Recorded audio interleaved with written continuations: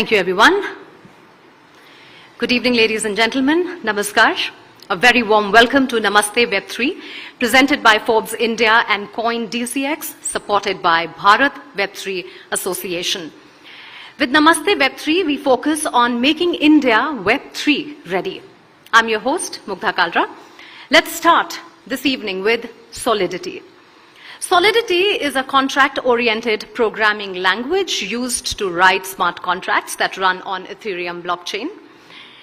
It is designed to be secure, easy to use, and allows for the creation of complex decentralized applications. Solidity is a key component of the Ethereum ecosystem and has been used to build a wide range of decentralized applications. So to tell you more on that and get the ball rolling for the evening, I'll request Yash Sharma, blockchain professional, to give a masterclass on Solidity.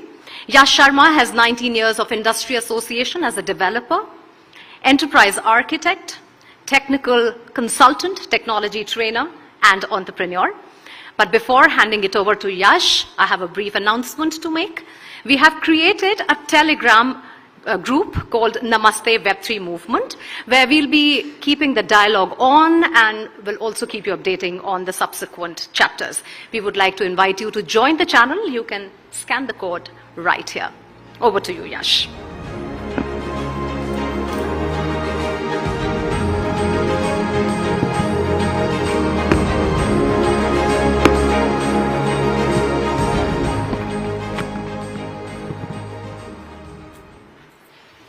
Good evening, everyone, or Namaste. So, I'm going to be talking about Solidity today. But before I begin, I want to thank the sponsors for inviting me to this event and giving me this opportunity to be a part of this effort. I always like any effort where the technology awareness is promoted. So, with that, let's begin. So, right at the outset, I want to ask everyone, how many of us have ever written a smart contract in Solidity? Just a raise of hands. Okay, great. So, some of this might be redundant to you. So I anticipated this. Some of us are going to be completely across what I'm going to be talking about, but to others, maybe the term solidity might be referring to something like a state of matter, which actually isn't really far from the truth. The idea behind solidity is that it has to execute determinantly. What we mean by that is, since whatever we are building in Solidity is something that executes with a consensus among lots of machines, so it has to execute always in the same way, which is primarily what Solidity inherits from the fact that it is running on the blockchains. Now, one of the things that we have to kind of remember, and it's more of a throwback from earlier times of Ethereum, is that when we build smart contracts, whatever we end up building and running, it is definitely not smart, and it's by no definition a contract. It is essentially like very small snippets of code that you're able to run in a very small, slow, little footprint environment, and we kind of look for results that are pretty raw that we have to decode and then try to understand. So altogether, it's a very primitive kind of an environment, and there are reasons why that is so. And the fact that we are starting with Solidity and kicking off our discussion that way also means that, you know, it's a solid language. So when someone, you know, jumps into Solidity development and thinks about, hey, what does the name mean? determinant or determinacy or transparency or predictability is the idea behind it. So I'll start off with some trivia about the language. It's about 8 years old. Started by a person called Gavin Wood. He was the CTO in the Ethereum Foundation in its early stages. And he was one of the few people who actually wrote the first Solidity contract. Then folks from JavaScript background, C++ background, or Python stack, they'll all be able to very easily relate to Solidity because some of the syntax, some of the data constructs, they are very similar. And there's a reason why it's kind of inspired from all of these different technology stacks, which is that at the time when it was being conceptualized, folks from these backgrounds were in the blockchain and specifically the Ethereum ecosystem. So it was felt that we need more and more people to write smart contracts for us and not have like a huge ramp up or a massive learning curve. So let's make it look like one of these, which is essentially good for some of us as well. We come from all of these, maybe not C++ that much, but JavaScript and Python. Python, all AI folks completely into Python. JavaScript, language of the web. So I'm pretty sure that at least 90% of the developers out here, they're familiar with one or the two. Then Solidity runs in a very closed, controlled, and kind of a black boxed environment. It's the reason for that is it's supposed to run multiple times. It's supposed to run on multiple platforms that are hosting the blockchain, and it's supposed to give faster results so that your outcome is confirmed.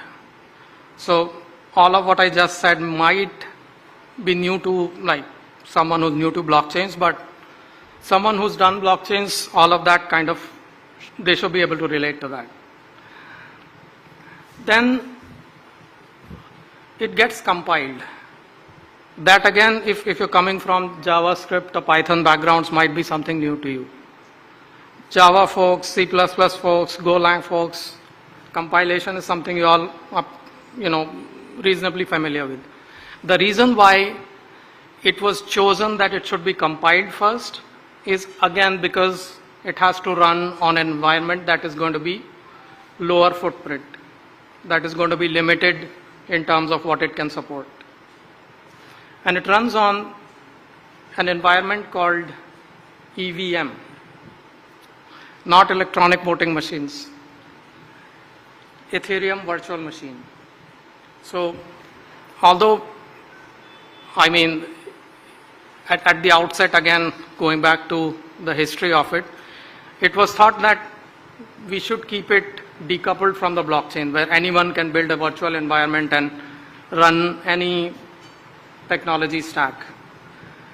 But that had its own problems. Decoupling is very easy to do, especially if you want to kind of support a very diverse kind of an ecosystem with some sort of standardization. So EVM, compilation to bytecode, old language, 8 years, pretty old in technology world, and then universally understood. These are like some things that you will notice the moment you jump into like programming for Solidity. One thing that I would advise, again, for all the new developers, if Solidity is going to be the first program you ever write, don't do that. You have to first familiarize yourself with programming as a concept, because Solidity runs on top of blockchains. It's not very similar to how normal programs work.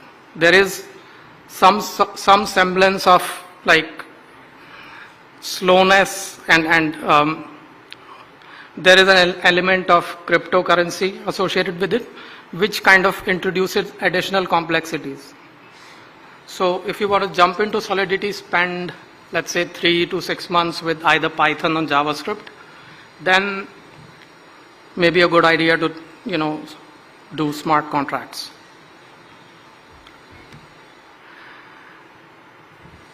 Now this again is a kind of a techie diagram, but if we're talking about Solidity, we have to get technical. This is a typical flow, again at a very high level, of what your development cycle is going to look like.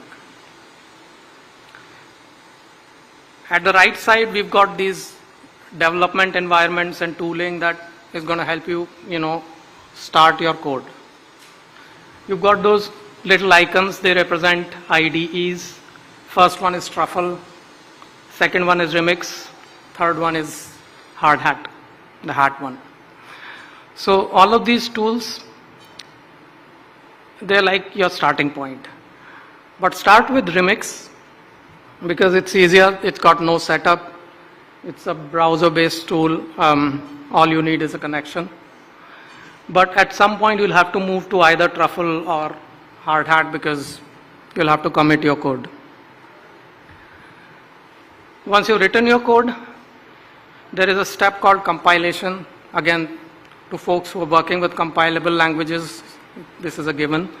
Compilation results in generation of bytecode. Java folks know what bytecode is.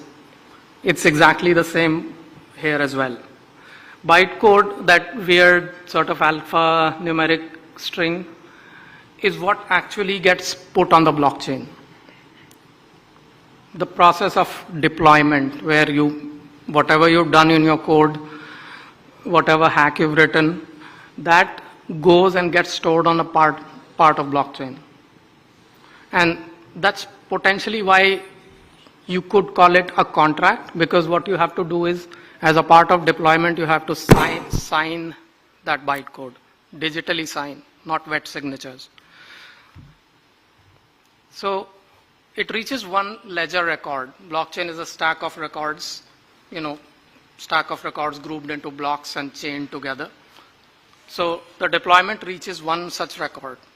And this process of deployment is called a transaction. In fact, anything that we do with the blockchain is a transaction. So once you're done with your deployment, you've done your testing, everything's doing fine, then you have to trigger the contract. You have to actually let users use it. That's when the lower part of it is, it gets kicked off. So you have this entire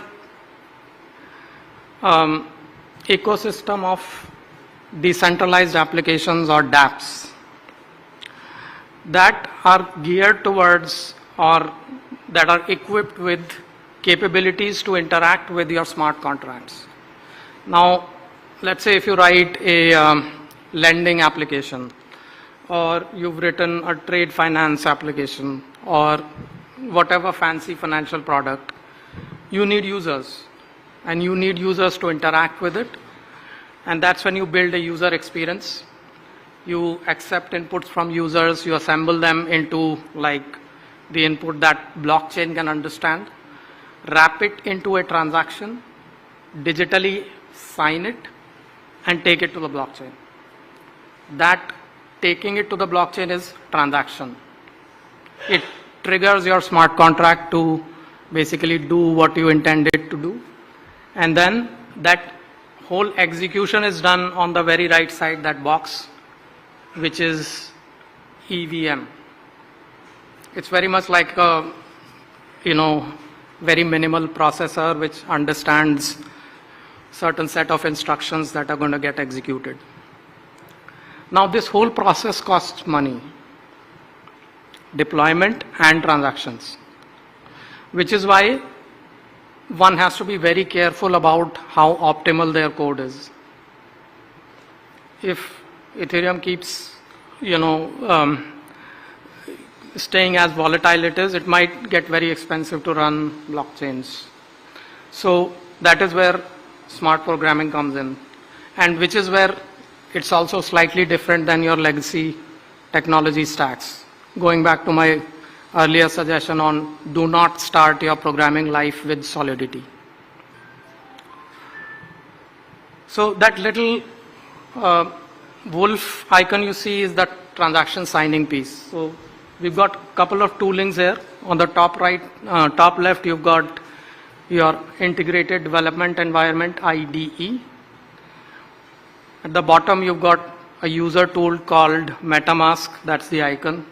But you could use any capability that can sign transactions for you. So when I keep saying signing transactions, what I refer to is a cryptographic process that converts users' authority into something that blockchains can understand. Again, I said that in a very simple sentence. There's actually a lot more to it, but I'll not go there. So I've talked about a bunch of things, and I've collected them into 4 quadrants again. IDEs. This is the first thing you'll encounter as a developer. Remix, Hard Hat, Truffle, and there are a bunch of them, also. So IDEs is where you write your code. Compilers. So most of the IDEs have their compilers internally set up, but if you want to kind of decouple the editing part from compilation part, then you've got 2 popular compilers, Solc and Sol.js. Then you have to worry about the environments. And it's kind of critical in blockchain world because, again, one very important piece, we are dealing with money, cryptocurrency. So you have to deploy it in an environment where, maybe the basic logic of your code can work, which might be local to your system. There are tools out there that can simulate blockchains for you. Then ultimately you take it to testnets. Now testnets are typical to blockchains. And testnets, what they basically offer you is a way in which you can run your code exactly how it would run in production, minus all the risk. So the risk again comes from the money part of it. So there are testnets that I've named out there, and there are a bunch of them additionally. A testnet is where it's exactly like a blockchain where you have multiple nodes running a blockchain just like it should run, and cryptocurrency being used to pay for transactions. But the only difference is that cryptocurrency does not have any value or tradability.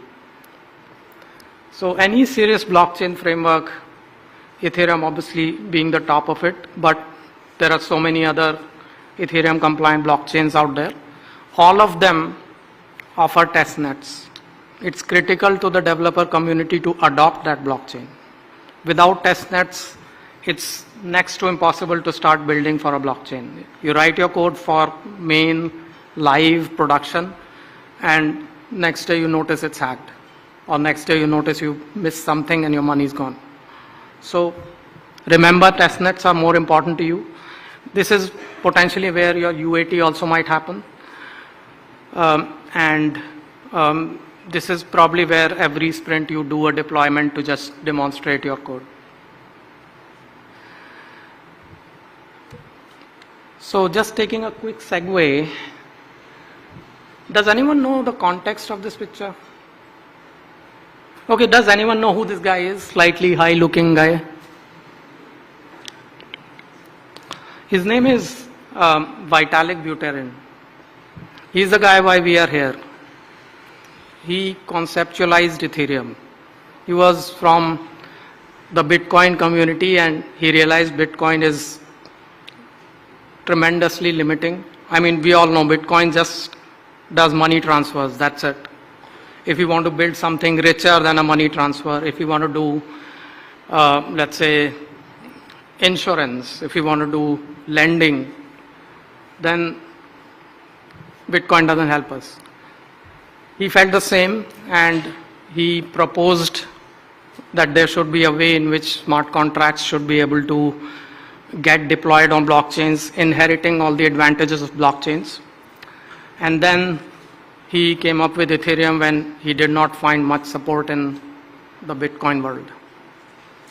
Now this picture actually is from a couple of years back, I think 4 or 5 years back, when there was a rumor that he had died. And what he's showing is the hash of the block 3930000, which was his proof to show everyone that actually he's alive at this block. It's a way of submitting proof of life. One very important use case with just one picture. So, kind of a trivia again that I thought I'd bring up.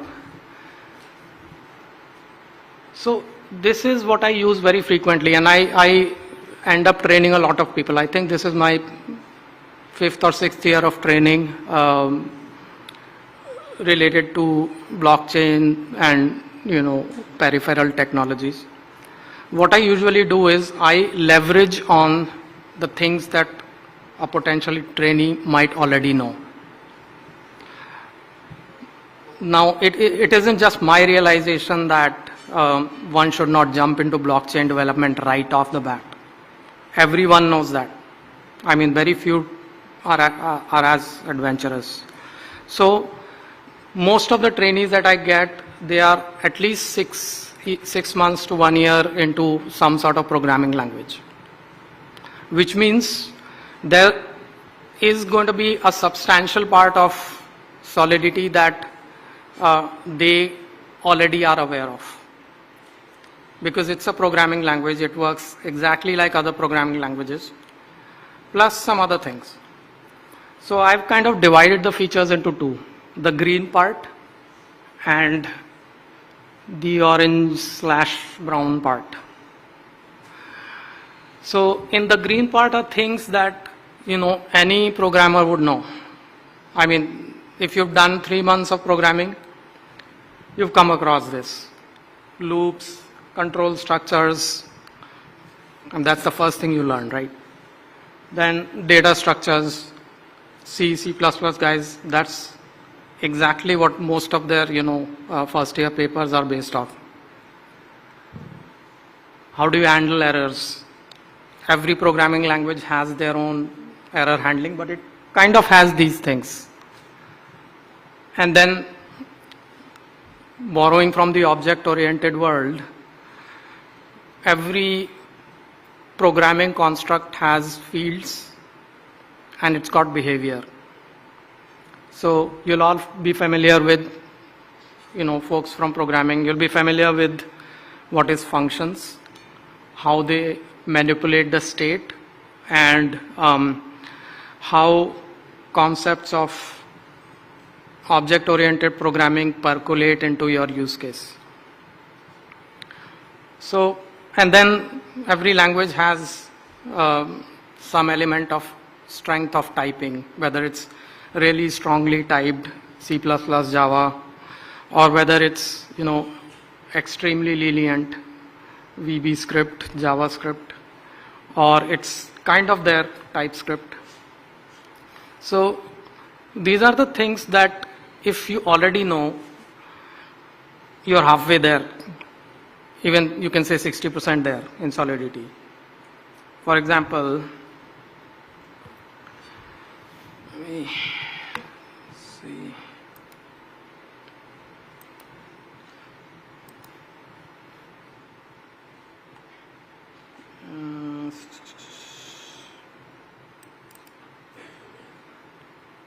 Look at the code on the right side. Every programmer worth their salt would just look at it and just understand in like 3 seconds what it's doing. Then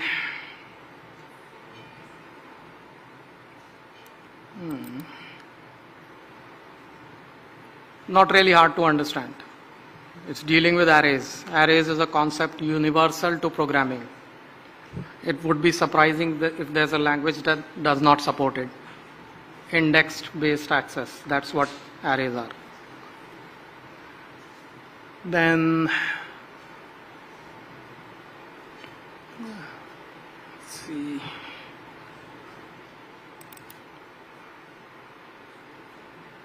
See? I mean, this is pure JavaScript.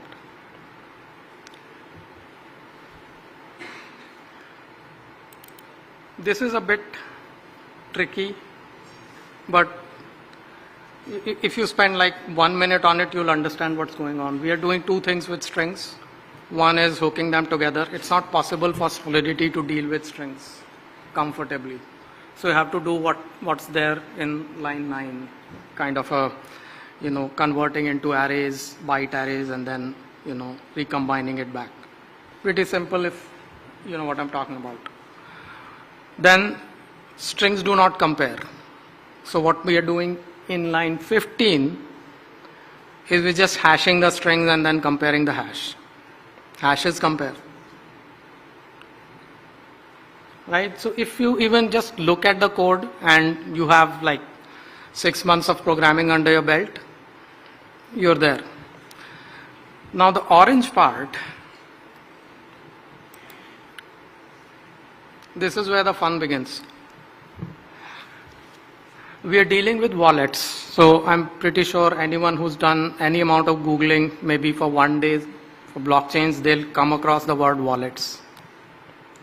Wallets is a construct that is your identity on the blockchain.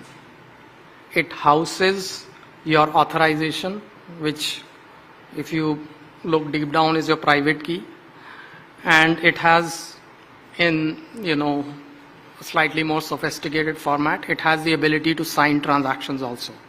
MetaMask that I talked about earlier, that's a wallet. So that addresses type, it's a type. It's only there in Solidity because we're dealing with wallets. And addresses, unlike your legacy programming languages, addresses can hold money. They're like credit cards, you can fund them. Then addresses again are of two types. I might be getting ahead of things, but there are one types of addresses that can just hold code, your smart contracts.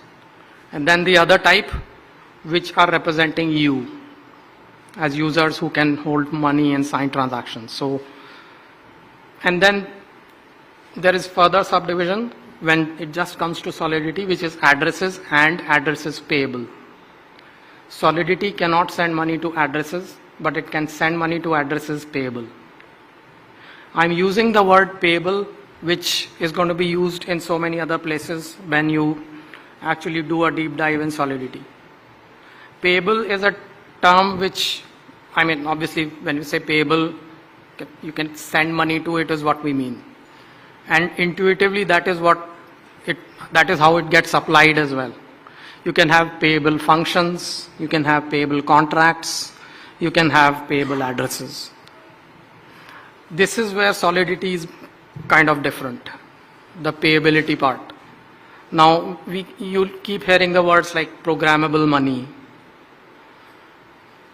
terms like financial products on Solidity, terms like treasury contracts. All of these are made payable, possible because we have the word payable and the facility payable. So if, let's say, you start learning Solidity and you're kind of a super smart guy, in first half an hour you're done with the green part, my suggestion is first start studying addresses. That's your starting point. Then globals is something that you'll come across and keep learning. Globals are things that are available to your Solidity smart contract execution because it's being run as a blockchain program. So there'll be globals which are housed under the term message or object message. Message is representing your transaction or trigger. So earlier I mentioned everything on your contract can only be triggered by an external user authorized push, which is called a transaction. So I used a very non-technical term, push. What I meant was that user has to intentionally trigger it. Now this is one thing that you have to realize and always keep in mind, because there's a massive amount of confusion around this, even among some very experienced people, obviously not programmers. Smart contracts cannot run on their own. You have to trigger them. So when you hear terms like code is the law, smart contracts execute very predictably, or smart contracts can be programmed to execute determinately. What we are not saying is that they'll run on their own. What we are just saying is that they will run in a certain way all the time. You will hear your clients, and I know that most of us are fresh developers here. You'll join some company services possibly, and then you build your first DApp solution and you'll be talking to your client. The client is going to say, every 31st of the month I want to run this contract. Can you do something like that? No. You have to build a scheduler, you'll have to build a trigger, you'll have to build a timer, whatever. But that trigger has to be there at the 31st to, push the contract or, run it or whatever. There is no global trigger, there's no automated execution, no. In fact, a very simple way to hack the blockchain is stop everyone from transacting with it. It will die that instant. Ethereum value 0.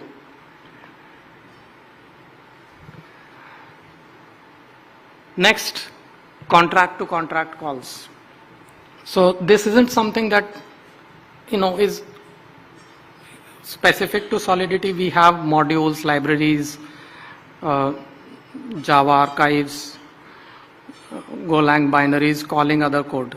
We have seen that. The only difference here is that contract to contract calls are similar to you calling the contract with slight differences. I'm not going to talk about them here, might just end up confusing you, but you have to learn this. There are different ways, different nuances, which kind of make this a slightly more involved process. And this is the weak point where hacks happen, contract to contract calls. So we have to be careful. So you'll hear terms like re-entrancy. You'll hear terms like, spoofing of addresses. All of that potentially can happen here. So be very careful.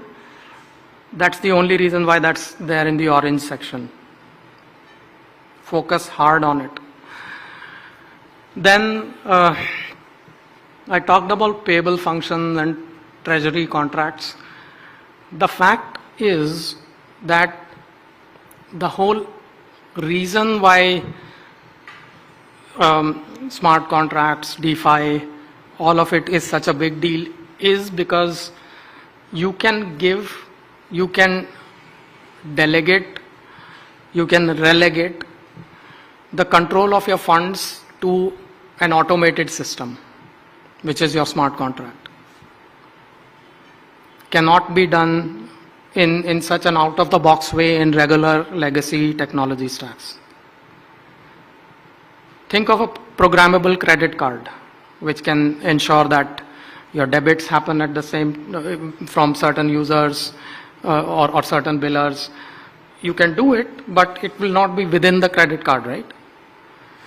Think of programmable, or think of use cases where you have, let's say, your bank account that does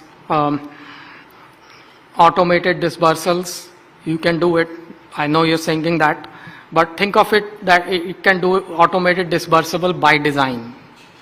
Every bank account, giving you the ability to hook up maybe 20 family members who can, slowly receives money from you. You have to set up instructions to do that. So that's where the real power of smart contracts lie. Ability to program your assets, ability to introduce logic intrinsically to your assets. And that's what you do here. You build a contract, you give it some funds, and show everyone that, hey, these funds are being used this way. You can verify, it's very transparent. Then, finally, Solidity is heavily templated. Very heavily templated, more templated than any other programming language. Obviously, Java is 20 years old, you'll find so many libraries out there, but they are not so frequently used as templates like ERC20 token contract. Every day, about 1 million compilations of that template happen. Not all of them get deployed, but it does happen. So, and that's a good thing and a bad thing. The good thing is that you can inherit code from a template that's tested and found to be correct and accurate, fraud resistant, and all of that. So you don't have to spend your time, getting that right. The bad part is that sometimes you can, build an entire token and not know how it's working, because you've just inherited from a template and you know what it's supposed to do, but how is it doing that? So to become like a good programmer, you should internally know what's going on, so that at least you'll be able to explain if in case you have to customize it. And there are very typical use cases is that you want to build a token ERC20. So when I'm jumping to ERC20, I should explain the process as well. Ethereum has a community that works on improving the ecosystem, more specifically the blockchain itself, to make it more scalable, more viable. And a part of that community does, deliberation on requests that come in about how to define better contracts. How do you build contracts that address most typical use cases? And the process is called Ethereum Request for Comment, or ERC. So smart folks from that community, they come up with something, and then others look at it, and then they discuss, trash it or make it better, and then it becomes a standard. ERC20 is one such standard, very old, but it's like the most popular standard when it comes to building your own cryptocurrency on Ethereum compliant blockchains. It's so popular that there are, multiple third-party libraries that just let you import that contract template and then, with 2-3 lines of customization, build it for yourself. In fact, time permits will do that. So, templating, that's where you need to deep dive, because most of the times you will be kind of spending time finding out the best template for the specific use case you have at hand. Decentralized exchanges, they are also templated.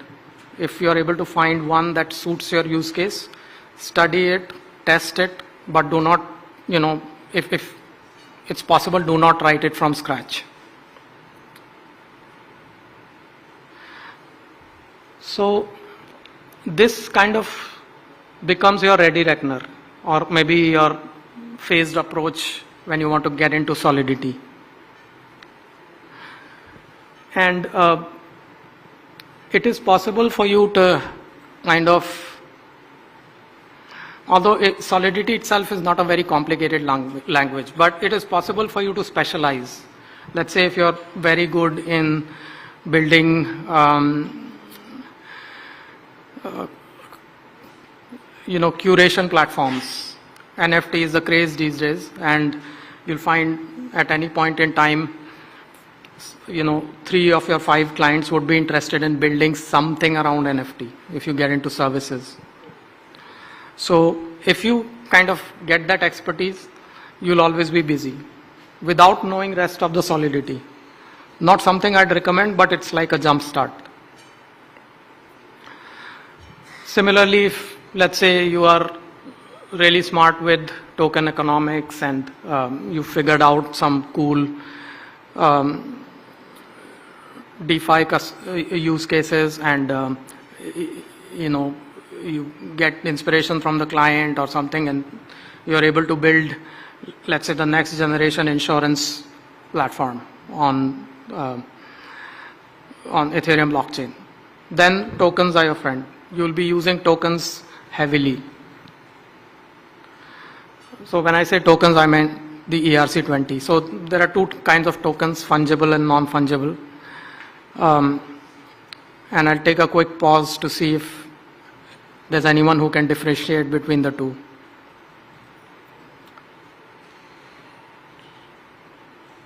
Fungible, non-fungible, anyone? Yes, sir, please. I saw you. Okay. Yes, ma'am, please.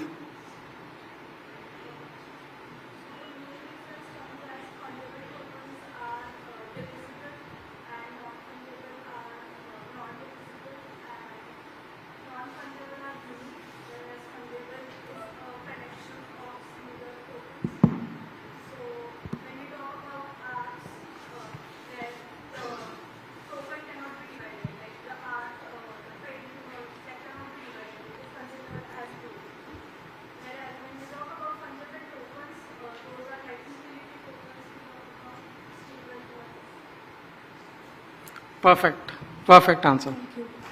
Thank you so much.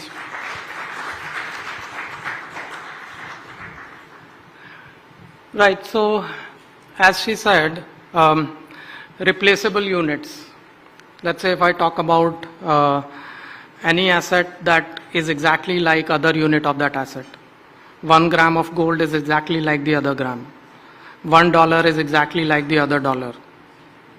Obviously the note might be soiled, but the value is the same. So those are fungible. The issue is that we are so used to fungible assets that we don't see how the other situation could be. So think of situations where, let's say, you want to represent parcels of land in a very big area, then corner plot would be more expensive, although equal in area, than rest of them. So that's where non-fungibility is there. You cannot replace the corner plot with the plot in the middle. So this is what, and the fact that you can represent both of them, and the reason why I'm bringing it up in a discussion around solidity is that there are templates to represent both of those situations. And the entire NFT revolution is because of this ability that you can represent digital assets individually separate from the other asset and evaluate and trade them as NFT instances. So let's say, this might be fun. All of what I said around templating is exemplified here. Let's say I want to build an NFT that is going to be rewarded to anyone who participates here. Then the code is 33 lines, because I'm importing so many different templates that kind of reduce my job to nil. In fact, these lines that you see, they are also not written by me. I just did a drag and select. So what I did using this was I built an NFT And I kind of took this picture, hooked up my, small passport size picture on top of it, and created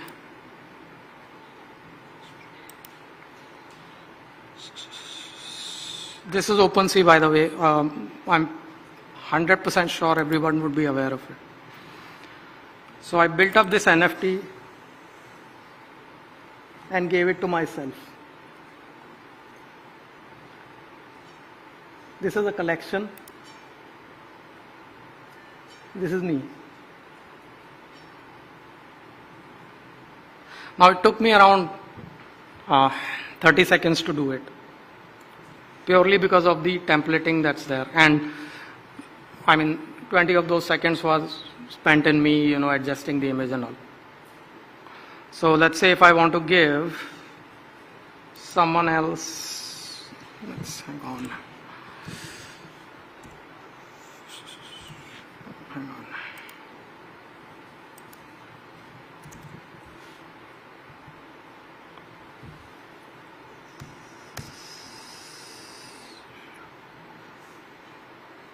Whom to pick? Varun. Okay. I'm an old time guy. I use GIMP. I already have GIMP. Hang on. So all I have to do is, and this is not Solidity, by the way. What I'm doing is just grabbing his picture from there.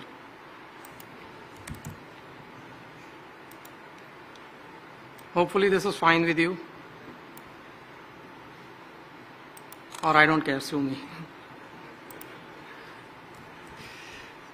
So let me hook it up here. Let's see. I'm not good at this, as you might realize.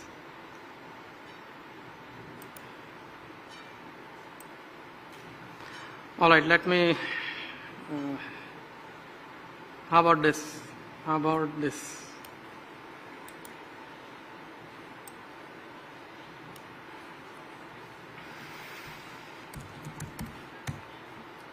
So I'm just trying to show you how easy it is. So I'm going to upload his image to again, this is not Solidity, so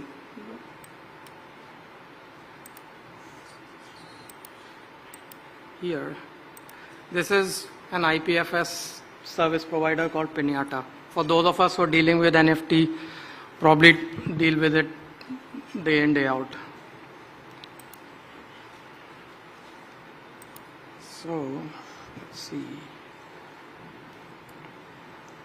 It's really slow.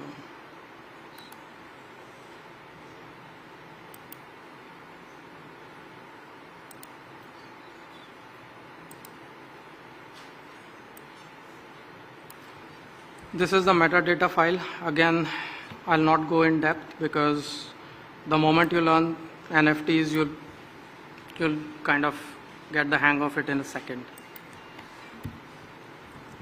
So this is his image that I'm hooking up to.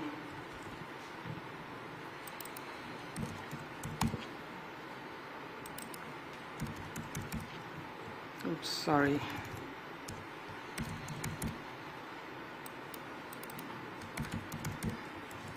Did I get the spelling right? All right. Thank you.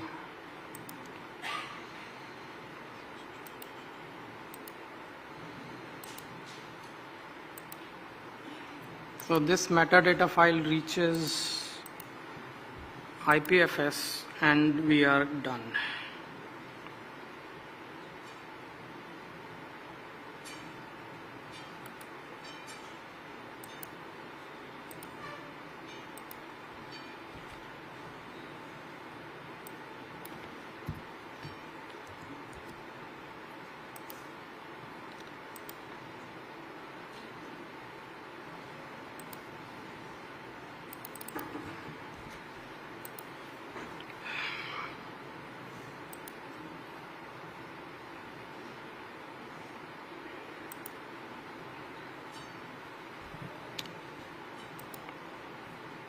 Let's see.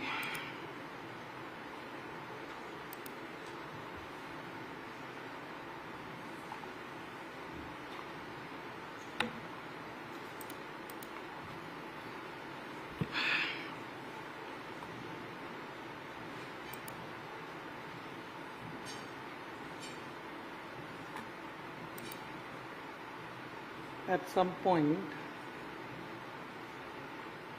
we're going to see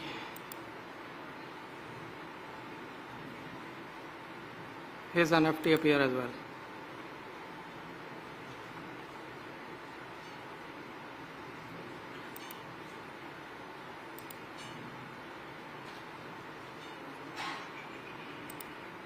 Anyway, while it does that, that's all that I had. Questions?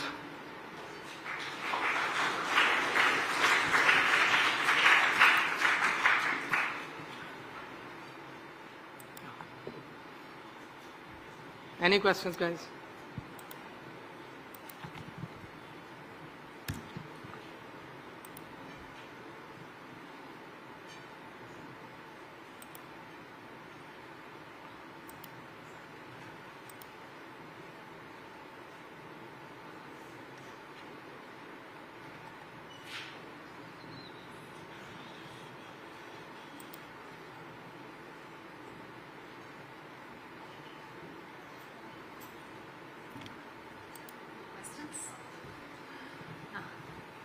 Oh, there are a few questions, yes? Yes, ma'am. There.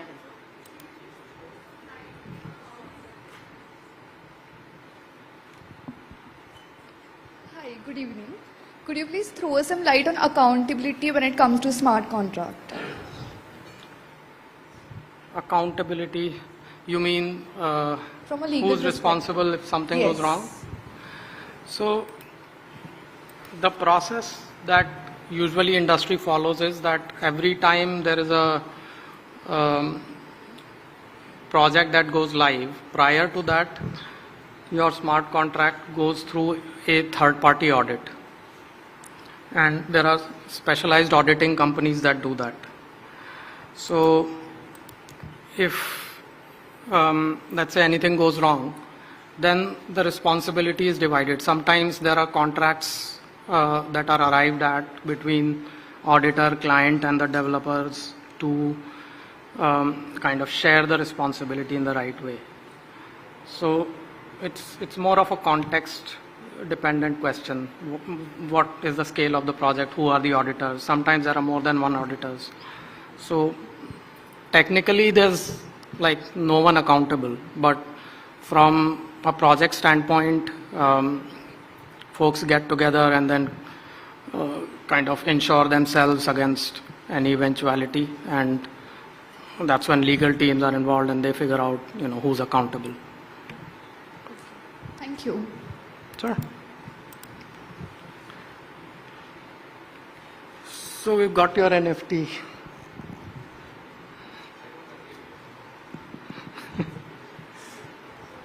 Hi. Actually, I'm not from the development department, but from a DevOps point of view, I wanted to understand that if we are trying to integrate the transactions with the cloud providers, be it Azure, AWS, or GCP or anything, are we going to have some kind of a native services coming up, or do we have to develop the whole infrastructure by ourselves and all regarding that? It's possible you might be conflating two things. So when we talk about cloud managed blockchains, they are usually private blockchains, which potentially are subscribed to or set up by entities that want to run a very specific use case in a closed environment. Can there be a public blockchain node in the cloud? Yes, that's possible. Does that help you or does that change the conversation in any way? No. So it's like a legitimate blockchain node. But when it comes to managed blockchains, there needs to be a conversation around. So there are two types of managed blockchains. Ones are the ones that we are all familiar with, like Hyperledger, Ethereum private chain, Corda, there are a bunch of them out there, which are just installed by the cloud provider, optimized a bit, and you can subscribe. There are others that are just built entirely by the cloud provider themselves, like Amazon has Amazon Quantum DB or something. There's a bunch of them out there. So you may want to understand, depending on your use case, whether you want to be cloud independent, where maybe a version of Hyperledger can run on Azure versus and one on AWS, and they can, synchronize and be a part of one consortium, versus sticking to Amazon and Amazon Quantum DB or whatever they have. So you have to be cognizant of that. But Web3 is like a different conversation altogether. Public blockchains, private blockchains usually don't have anything in common, no overlap. Thank you. Sure. Good questions. Anything else, guys?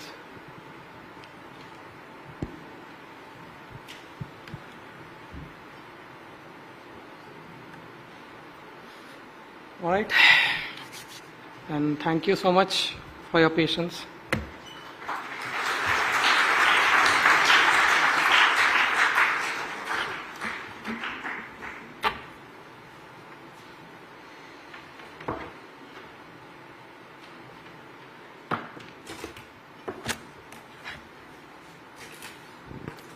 Thank you so much, Yash. That was really deep diving into the subject. And I'm sure the ones who haven't been able to ask questions can hound him later. He's around. Thank you for those wonderful insights, Yash, and for taking our time. It was a wonderful and hour-long session, and you must catch breath and have some water. All right, everyone, it's time to start the proceedings of the night. As we enter the third phase of the internet, Web 3.0 is decentralized and promises to be secure and autonomous. With the use of blockchain technology, smart contracts, and artificial intelligence, Web 3.0 aims to create a new internet where users have more control over their data and interactions. Let's also explore the possibilities of this exciting new era and what it means for the future of internet. Let's first have a look at the Coindcx AV, and then we proceed on. Crypto products and NFTs are unregulated and can be highly risky. There may be no regulatory recourse for any loss from such transactions. Here's the thing about change. It's always happening. Mere fragments of time chipping away little by little at reality as we know it. Until, when we least expect, change does what it does best. It arrives.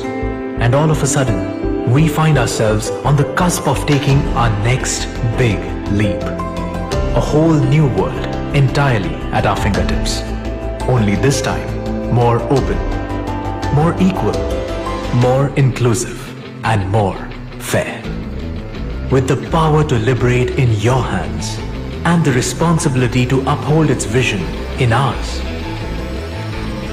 We are Coindcx, catalysts of change in a new digital world. Founded in 2018, we are India's leading crypto exchange. Trusted by over 1.3 crore users, supported by many top investors, and the hard work of more than 600 employees.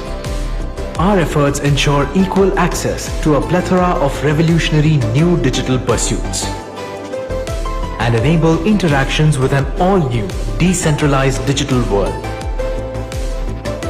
Our products are safe, secure, and compliant.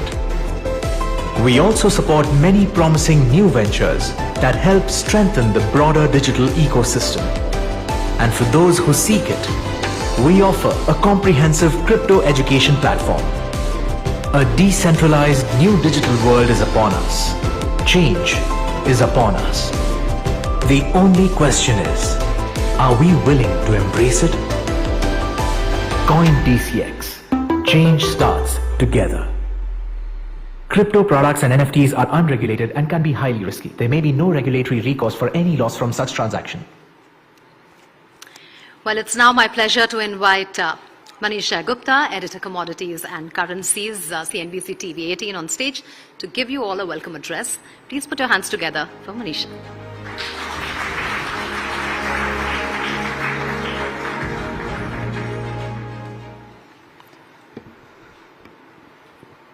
Well, I see a very young Web3 builder. Hi. And we hope we'll talk to you more further as we proceed into the evening there.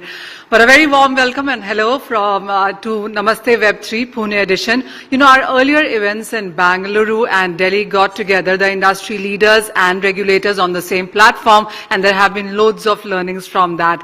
In Pune today, let's step ahead and we converse about the need for collaborations and innovations and inclusion, as was shown to you in the EV itself.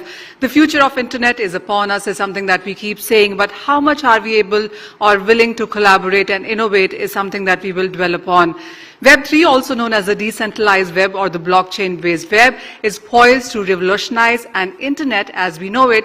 Unlike the traditional web, Web3 enables the creation of distributed applications and services that are more secure, transparent, and resilient, giving more control to users over their data, digital assets, and identities. In fact, its proponents herald it as a paradigm shift that could fundamentally change how the internet and internet-based businesses and the internet economy work. It also has the potential to transform industries and reshape our online experiences is immense, and we are only beginning to scratch the surface of what is possible. With decentralization being at the core of Web3, there is no doubt that the future of internet is indeed upon us. So how we make it more reorganized, open, and equitable digital world is what this event will focus upon. We hope to have great conversations and look for solutions with you here today at Namaste Web3, making India Web3 ready. Thank you.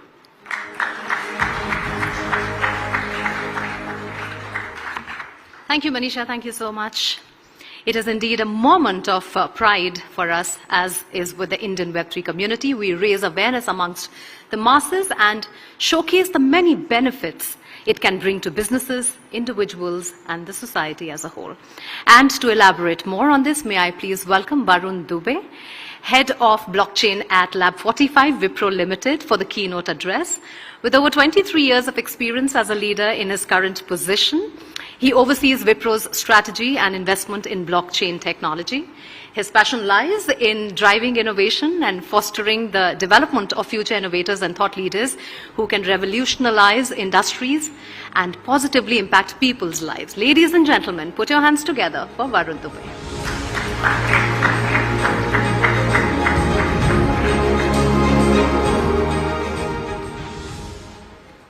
Good evening to all of you. It's a pleasure to be here amongst a very young crowd. And on a Saturday evening when most of your friends and family members and colleagues are watching movies, you are here. That shows your passion. And it's an honor to be talking to a passionate crowd here. Today, my talk is not going to be about the Web3 technology aspects per se. What I'm going to talk about today is the business aspect. So as a famous shark on national television said, "Isme dhanda kaise banega?" Right? That is what we are going to address today. And therefore, I would just like to understand how many developers and builders in the room? Raise of hands. Wow. How many of you would want to be an entrepreneur? Fantastic. So hopefully you will take away something from here. And the question is, why should any entrepreneur consider Web3 for building the next enterprise, right? So let's look at some data. I'm going to rewind 2 decades and I'm going to show you some data. We have tried our best to sanitize this data, but yeah, take it with a pinch of salt. I think the intent is more important.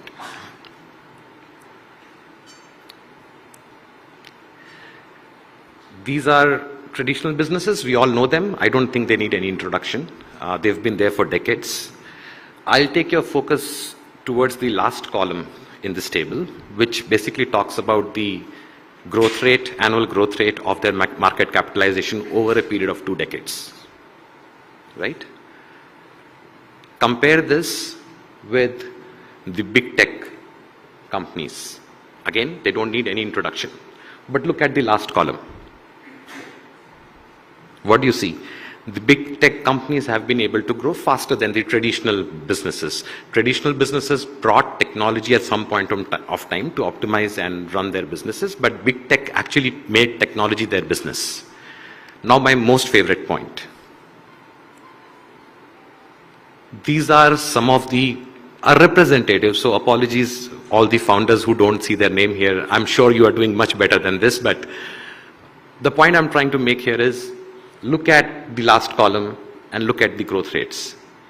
But more interestingly, look at the second column. Most of these ventures were not even a decade old. In fact, if you go below, as you go down the table, you will see there are 2 years, 3 years in the market. So what is the reason of this astonishing growth that they are seeing? Is it just speculation or ignorant investors trying to get rich overnight? What do you think so?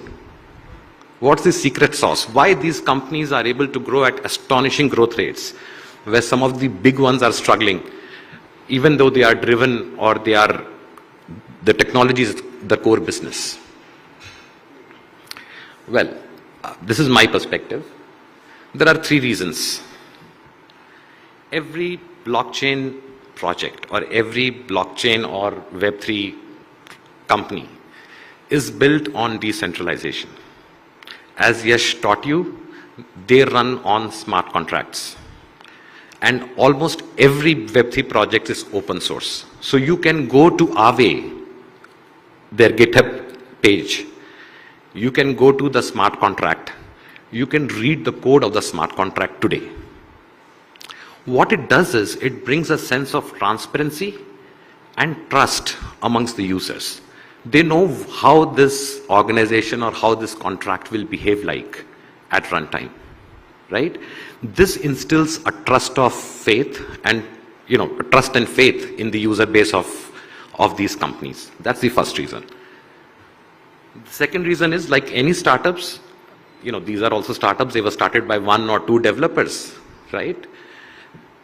But they don't need servers, they don't need farms, they don't need cloud to run their business. All they need is a bunch of smart contracts running on some public chain, whether it's Ethereum or Polygon or any other public chain, right? So they can just publish this contract and it goes live, and then you're on the business.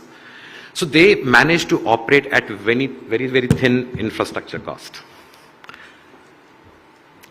And third, the most important, all Web3 projects rely on their community. Very important component of their existence. Now this community is nothing but the users that use the project. They are the users that build on the project, and they are the users who become the advocate of the projects, right? So let's for a second keep Web3 aside. Pick up any business that you know of. And it can be a kirana store in your local society. Even though it is a localized business, if you put that business in context of this framework here, right? These 3 factors. You have loyal customers, they have faith in you, right?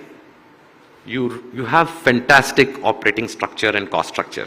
You are able to manage your margins well. Third, your customers are your advocates. They bring better and more customers to you, right? It's very hard to imagine a business like this fail, isn't it? I think this is the secret sauce for Web3, because these 3 success factors for any business are built into the Web3 technology itself. And for you to goof up, you have to goof up really badly to not get benefits of this if you're building on Web3. So any project or any business that you build on Web3, you automatically inherit all these 3 qualities of a successful business.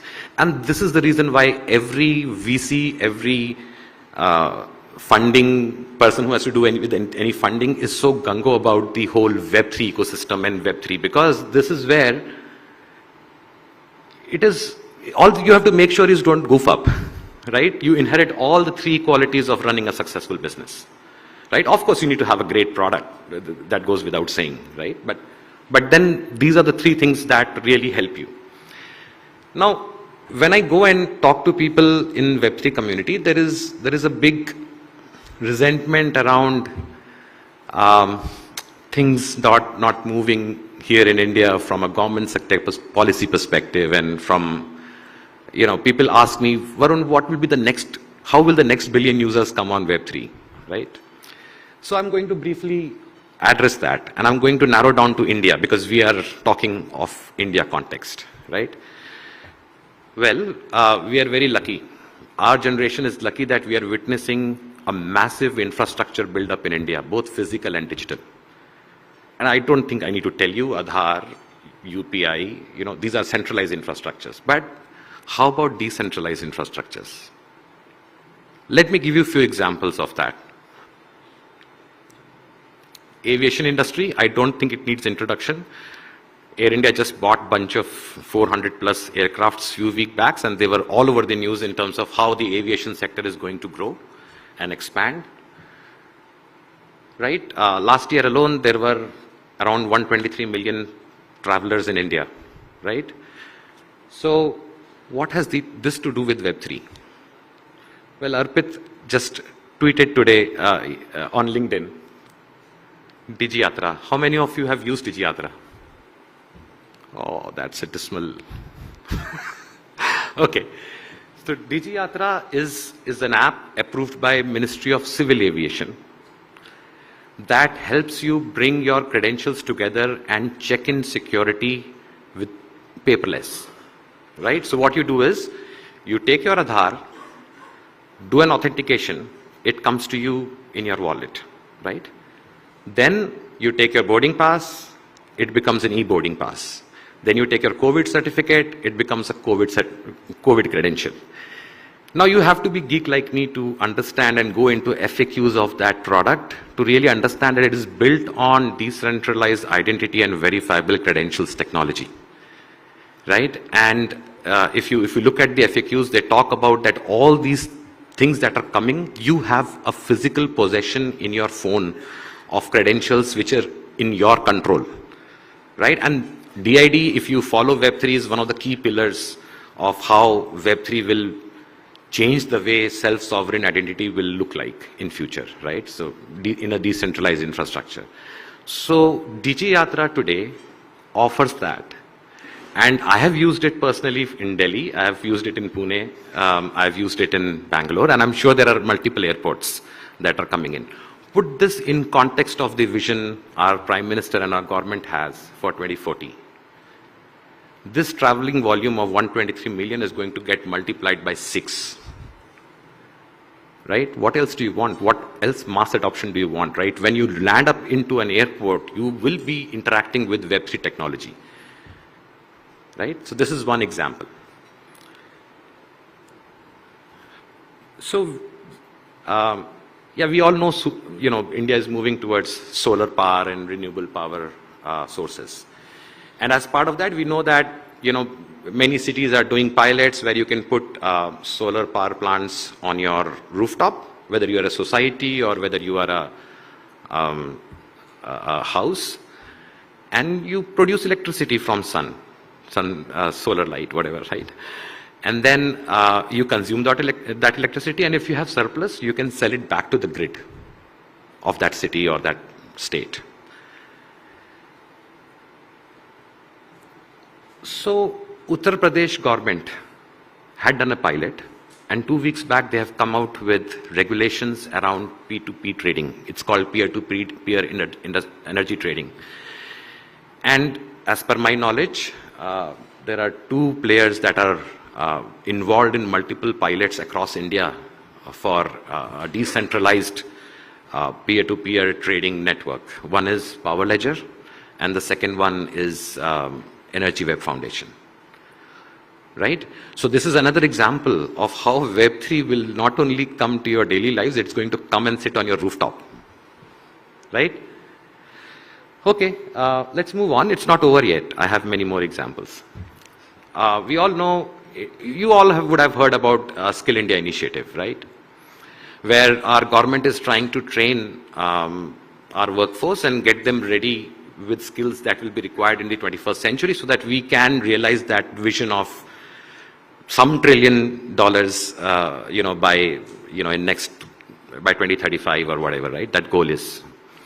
Now, as part of this, there are multiple government agencies and industry associations that are working on 3 primary topics: skill standardization, skill recognition, and skill credit bank.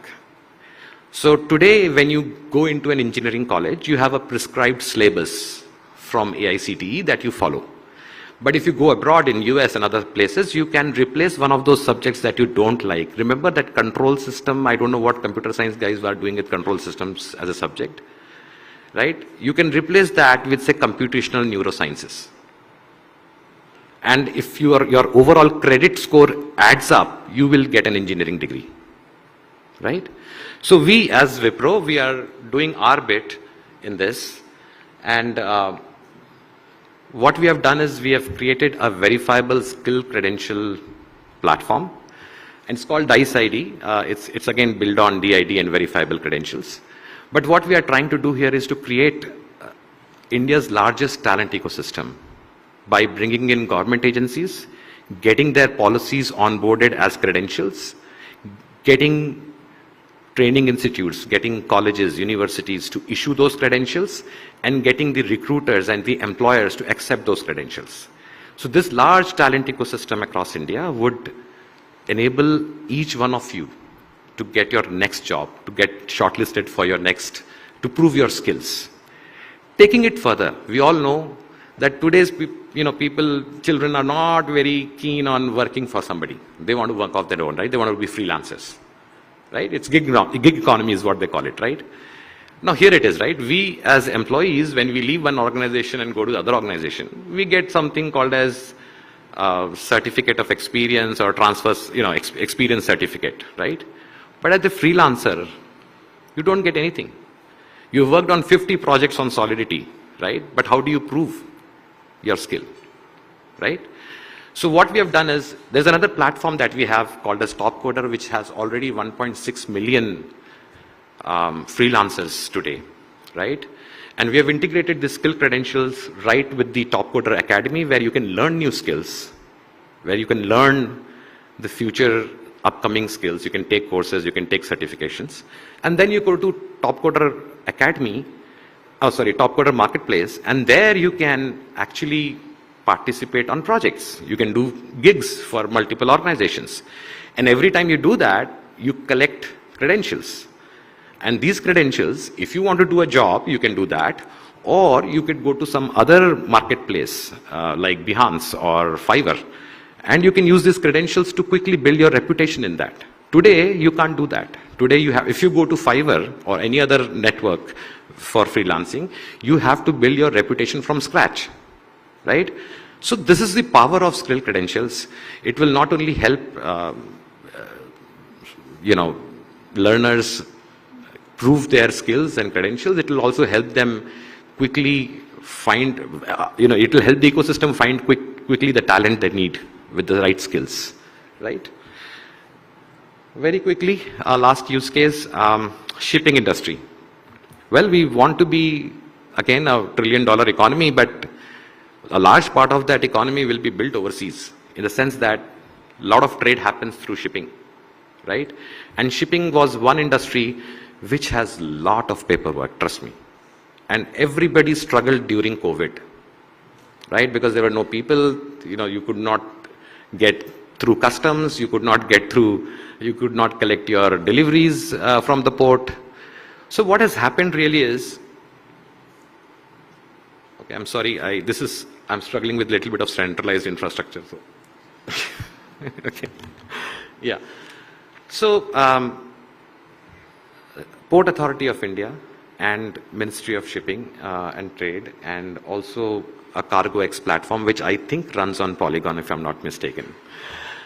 They have come together to solve this problem at an industry scale. So every shipment that goes out, the entire documentation, like bill of lading and some of the other critical documents, all of them are now digitized and are completely decentralized, right? And what I hear last is also the banks are joining in, so your letter of credits can also be exchanged on the same infrastructure, right? So these are few examples of how India is adopting Web3. Yes, keeping aside the noise around crypto and other things, but these are all decentralized technologies, and they will all be building blocks for national infrastructure, which will touch our lives on a daily basis, right?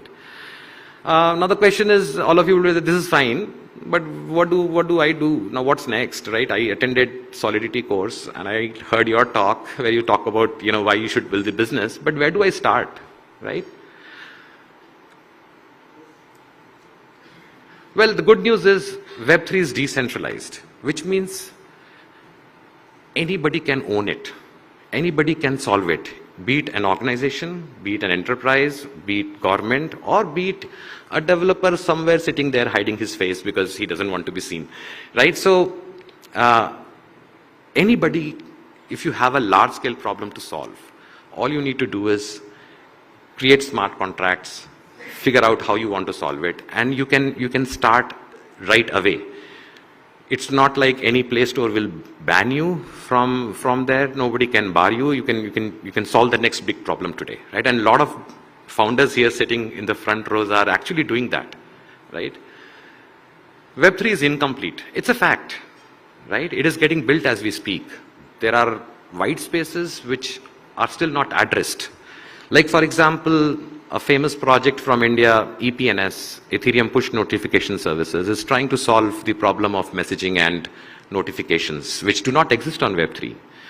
I met the founders of Jur in the previous event, and they are trying to solve the problem of scaling communities for decentralized autonomous organizations to millions of users, right? So there are a lot of white spaces. So the incomplete stack is actually a good news for all of you. So you need to figure out where do you want to play and what you want to build, right? Web3 is composable. I think Yash spoke about how you can call one contract from other contract. I will take it to a different level. You want to solve a problem at any layer of Web3. If you're not happy with Ethereum, create your own layer 2 solution on Ethereum. That's what Polygon did initially, right?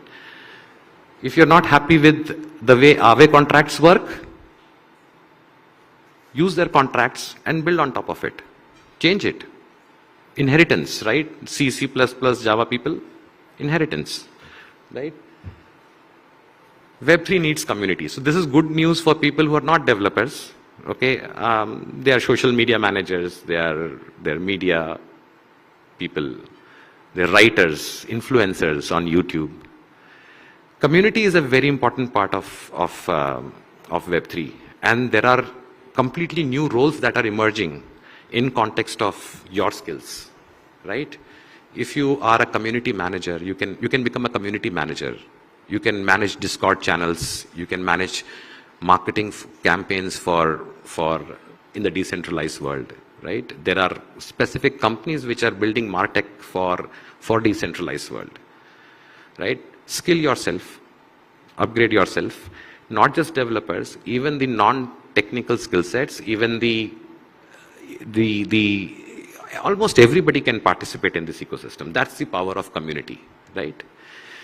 Now, I don't know, I think I finished before time, but what I would like to say is, in the words of John Woo, never bet against innovation.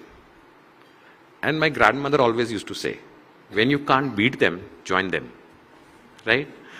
So my suggestion is, start your journey. There are enough technical content available on YouTube. There are courses. There is enough. It's all open source, guys. So you just go to GitHub, open a repository, and you can see the code of live projects that exist today, right? So go out there, start your journey. Wish you all the best. I'm open to any questions if you have.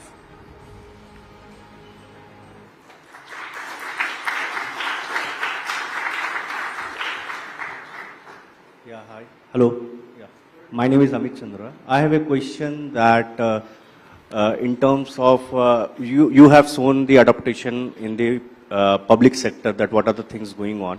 But in the terms of the private sectors, what we have seen, or I have seen, is that whenever we go to the customer are not that much confident about investing on certain projects of decentralization. Absolutely. So what you think that what is the reason behind that? Whether the awareness is one of the reason, or the benefit or the features of decentralization or blockchain, that is the accountability, None of the them. reason? None of them. I've been selling to enterprises for last 20 years, right? You have to understand, what are you selling them? Are you selling them Web 3.0? Then it will not fly. You have to solve a problem for them, Okay. right? If you're not solving a problem, you're just forcing a technology through. And there will be questions on technology. You look at DigiYatra. If you don't read FAQs, you will never find out that it uses decentralized identity and verifiable credentials, which is a Web3 technology. Correct. So, according to me, the best implementations of technology are where the users don't see the technology. They experience the app and the business process they are interacting with. And that is what UX is all about. So, focus, if you want to sell to private sector, focus on solving the problems. I will give you an example. We were working with a large cable company in US, and they actually are looking at providing and engaging the next generation of users. So get it right. Web3 is not something that we will talk about. Like, our generation was responsible for getting mobility into the market. Everything went mobile banking, Amazon, right? Our generation did that. Our next generation is going to do crypto and Web3. My sons are already browsing and telling me which NFT is sold, which NFT is bought. Amitabh Bachchan ka nikal gaya, uska aa gaya. I'm lost, right? I follow technology on daily basis. That's my business. But they are the ones, it's so natural for them. You don't have to teach them Web3. So they are the ones in next he's in 10th class. In next 5 years, he'll be in the market, he'll be searching for a job, or he'll be creating something of his own. He's the one who's going to drive the Web3 revolution in India and abroad. Right? So it is very imperative for all the enterprises to understand that this Web3 cannot be ignored, because of the very simple reason that the next generation of customers will ask for it. And they have to get ready. Right? But again, points to the fact, what are you trying to solve? Are you trying to solve a Web3 POC, or are you really solving a problem for them? And then if you see that that use case is a good fit for Web3, I don't see why people will say no to it. I mean, governments have said yes to it. I mean, tell me one technology where government has been the first adopter. It has always been the last adopter globally. Private sector has been the first adopter. But this is one place where government is taking a front foot. In fact, public sector is the fastest growing blockchain area in India. There are data points on that, right? Hope that answers your question.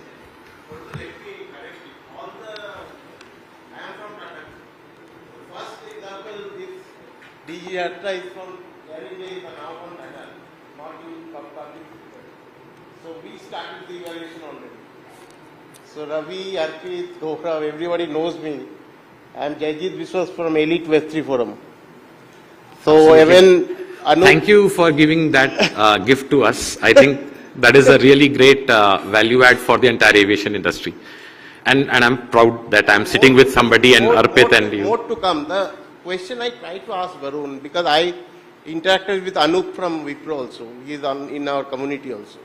How the Web 1, Web 2 player are also jumping to Web 3 bandwagon, along where these young developers see, and these are the rivers coming from Web 2. How this convergence will match developers, individual developers versus Apple, if Apple comes into Web 3 or NFT, or Meta already started, but Meta failed or not, that is huge history or future, you can say. So what is your take about how Web 1, Web 2 player converge with these young guys in the way where Web 3 is in their bloods, in their Gen Z category? Completely agree with you. And let me ask you a question if in return, right? Why do you think Web3 concept came into picture? It came into picture, I think, by Gavin, who wrote his white paper when he was in his Ethereum days, where he felt that today internet is centralized around one or few big brands. To me, Web3 is freedom. I want freedom. So that is another problem. Web3 has many definitions, but I would trust the person who coined that first. And he said, see, And you're right, freedom from what? Freedom from centralization. Why? Because all the data and all the Exactly. reside in those companies itself. I don't want Exactly. to get my data to those people. Exactly. So that is the reason why Web3 concept came into picture, where they wanted to move away from few large brands. Now, in this question, you're asking me what happens if those few large brands try to get into Web3. Understand, they will lose their sole reason of existence. Right? I don't want to it won't be okay for me to call out names on the stage, but look at it. What is their business model? They are thriving on your private data. So tell me one thing, how do they have an advantage apart from money? How do they have advantage in a decentralized web? I don't think so they have an advantage. Right? They don't. They don't have an advantage.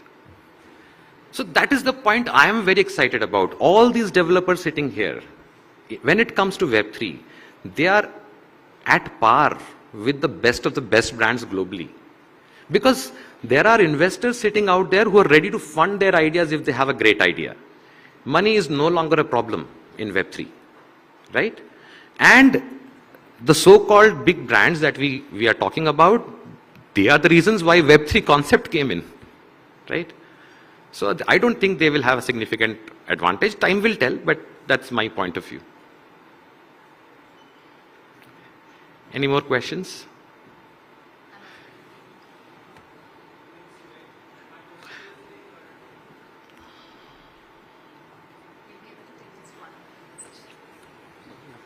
Just one last. Hello.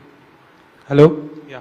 My name is Sumed, and my question is a little on the holistic scale of things. As you know, there's a war going on, and you know, the US dollar, the currency thing is going on, right, around China, India, Russia, and all of that. So is this kind of an opportunity and an hindrance to the crypto adoption that's going on? Because the currency situation around the world itself is a little shaky right now. I think I'm not the right, I'm a technical guy here, I'm not an economist. But look, we always had war somewhere in the world, right?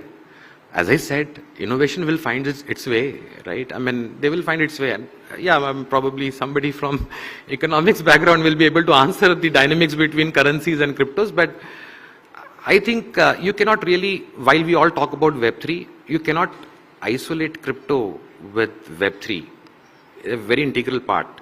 Because these crypto so-called are nothing but tokens. In technology, we call them as tokens, and that is how you incentivate the network in your Web3, right? So you cannot separate them out. But at the same time, we have unique problems right here in India, right? People want to get rich overnight, right? So government has to be responsible till the time they figure out a concrete solution for it. Otherwise, people will come back and say, government didn't do anything, we got robbed, right? Thank you. Thank you, everybody. I think we are out of time. And it was lovely talking to all of you. Hoping to interact with you.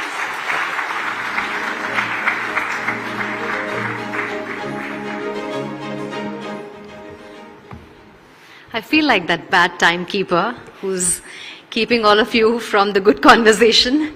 But Varun, thank you so much. I just had one quick announcement to make.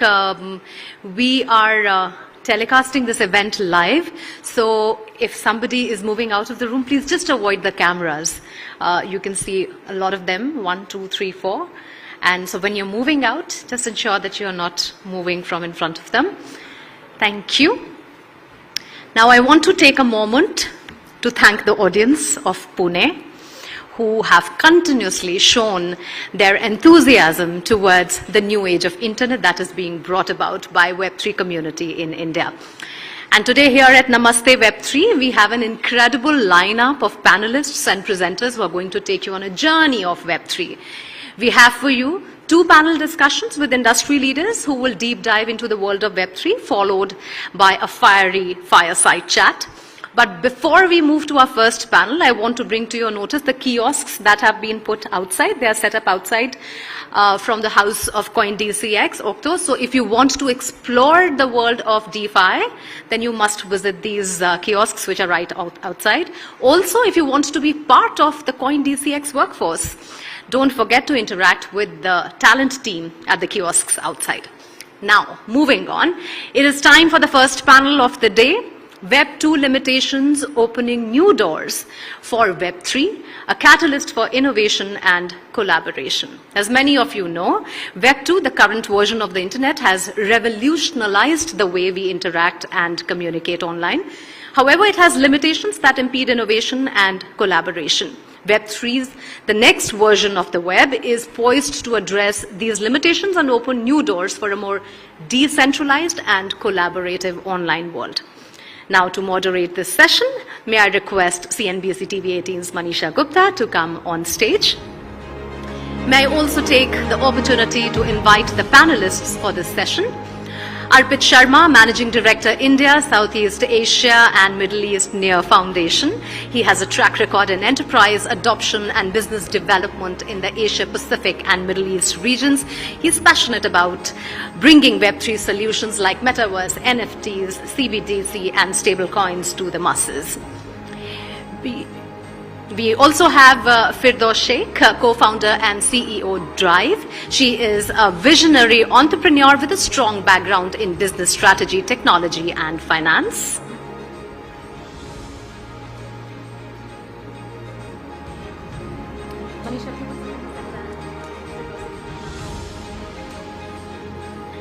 Ravikant Agrawal, Director of Growth, Polygon. He primarily works towards key initiatives, Web3, mobile strategy, mergers, acquisitions, NFT and identity ecosystem growth. And Gaurav Arora, SVP, DeFi Initiatives, Coindcx. He leads the company's newly launched decentralized finance vertical and Coindcx Pro app. And he's responsible for developing strategies and products to accelerate the adoption of decentralized blockchain economy for mass market consumers. The panel's all yours, Manisha, and the guests. Mugdha, thank you so much for that. The Yash's masterclass and then Varun really took the conversation to greater heights, and so many questions were talked about and answered as well. You know, when you talk about Web3, we've seen school kids do it. There are summer camps being run on this now, and you have youngsters trying to learn as many as tech languages as they can. So that is the kind of enthusiasm that we have seen in the country as of now. Well, of course, there has been some talent drain as well. We've seen some companies which were launched here move out, and some regulatory conversations as we speak right now also are going on.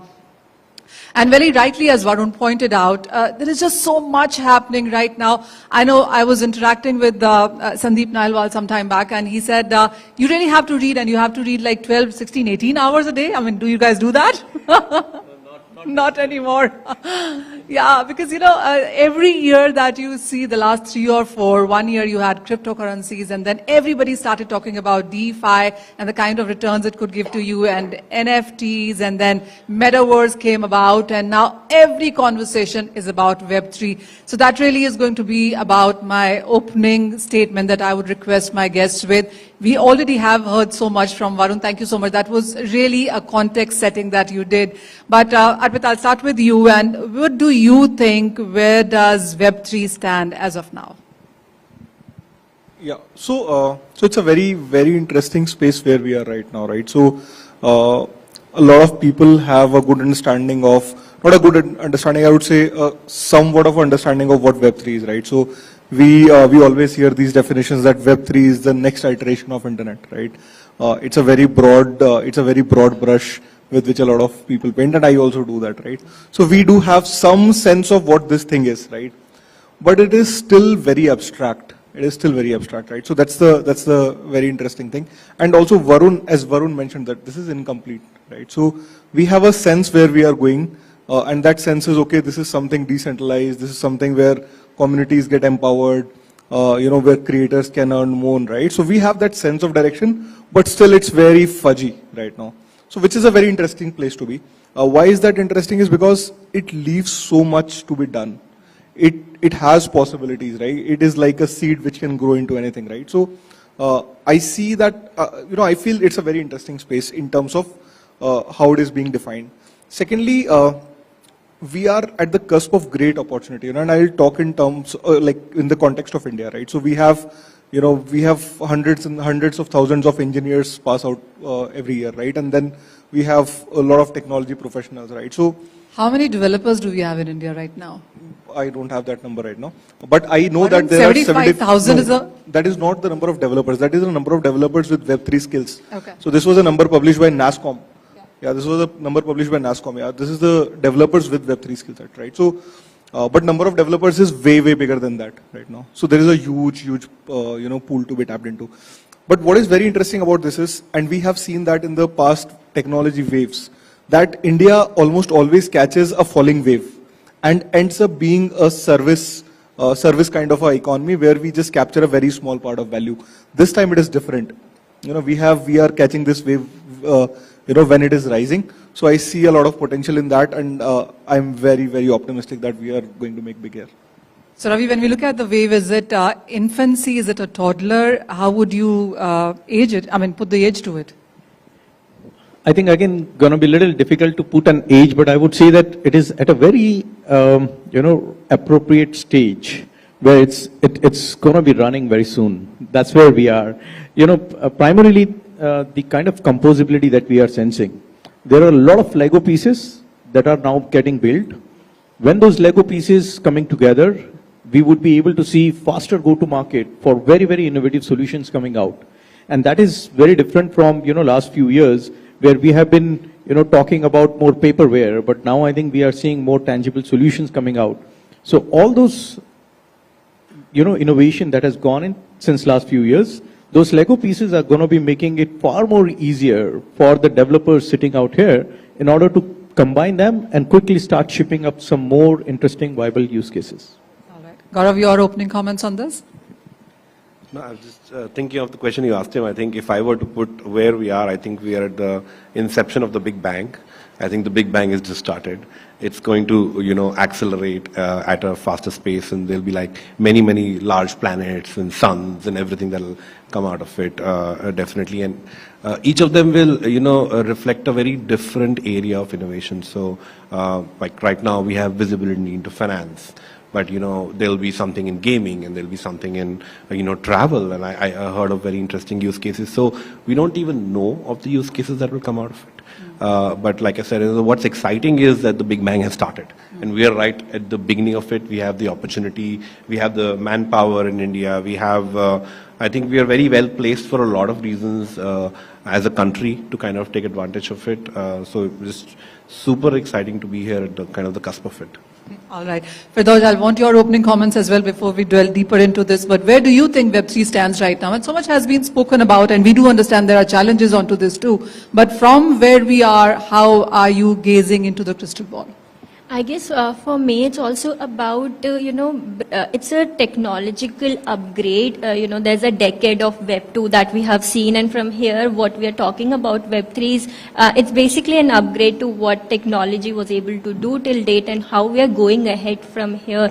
And it's all about, we spoke about transparency or freedom or your ownership on what belongs to me. I should have a say.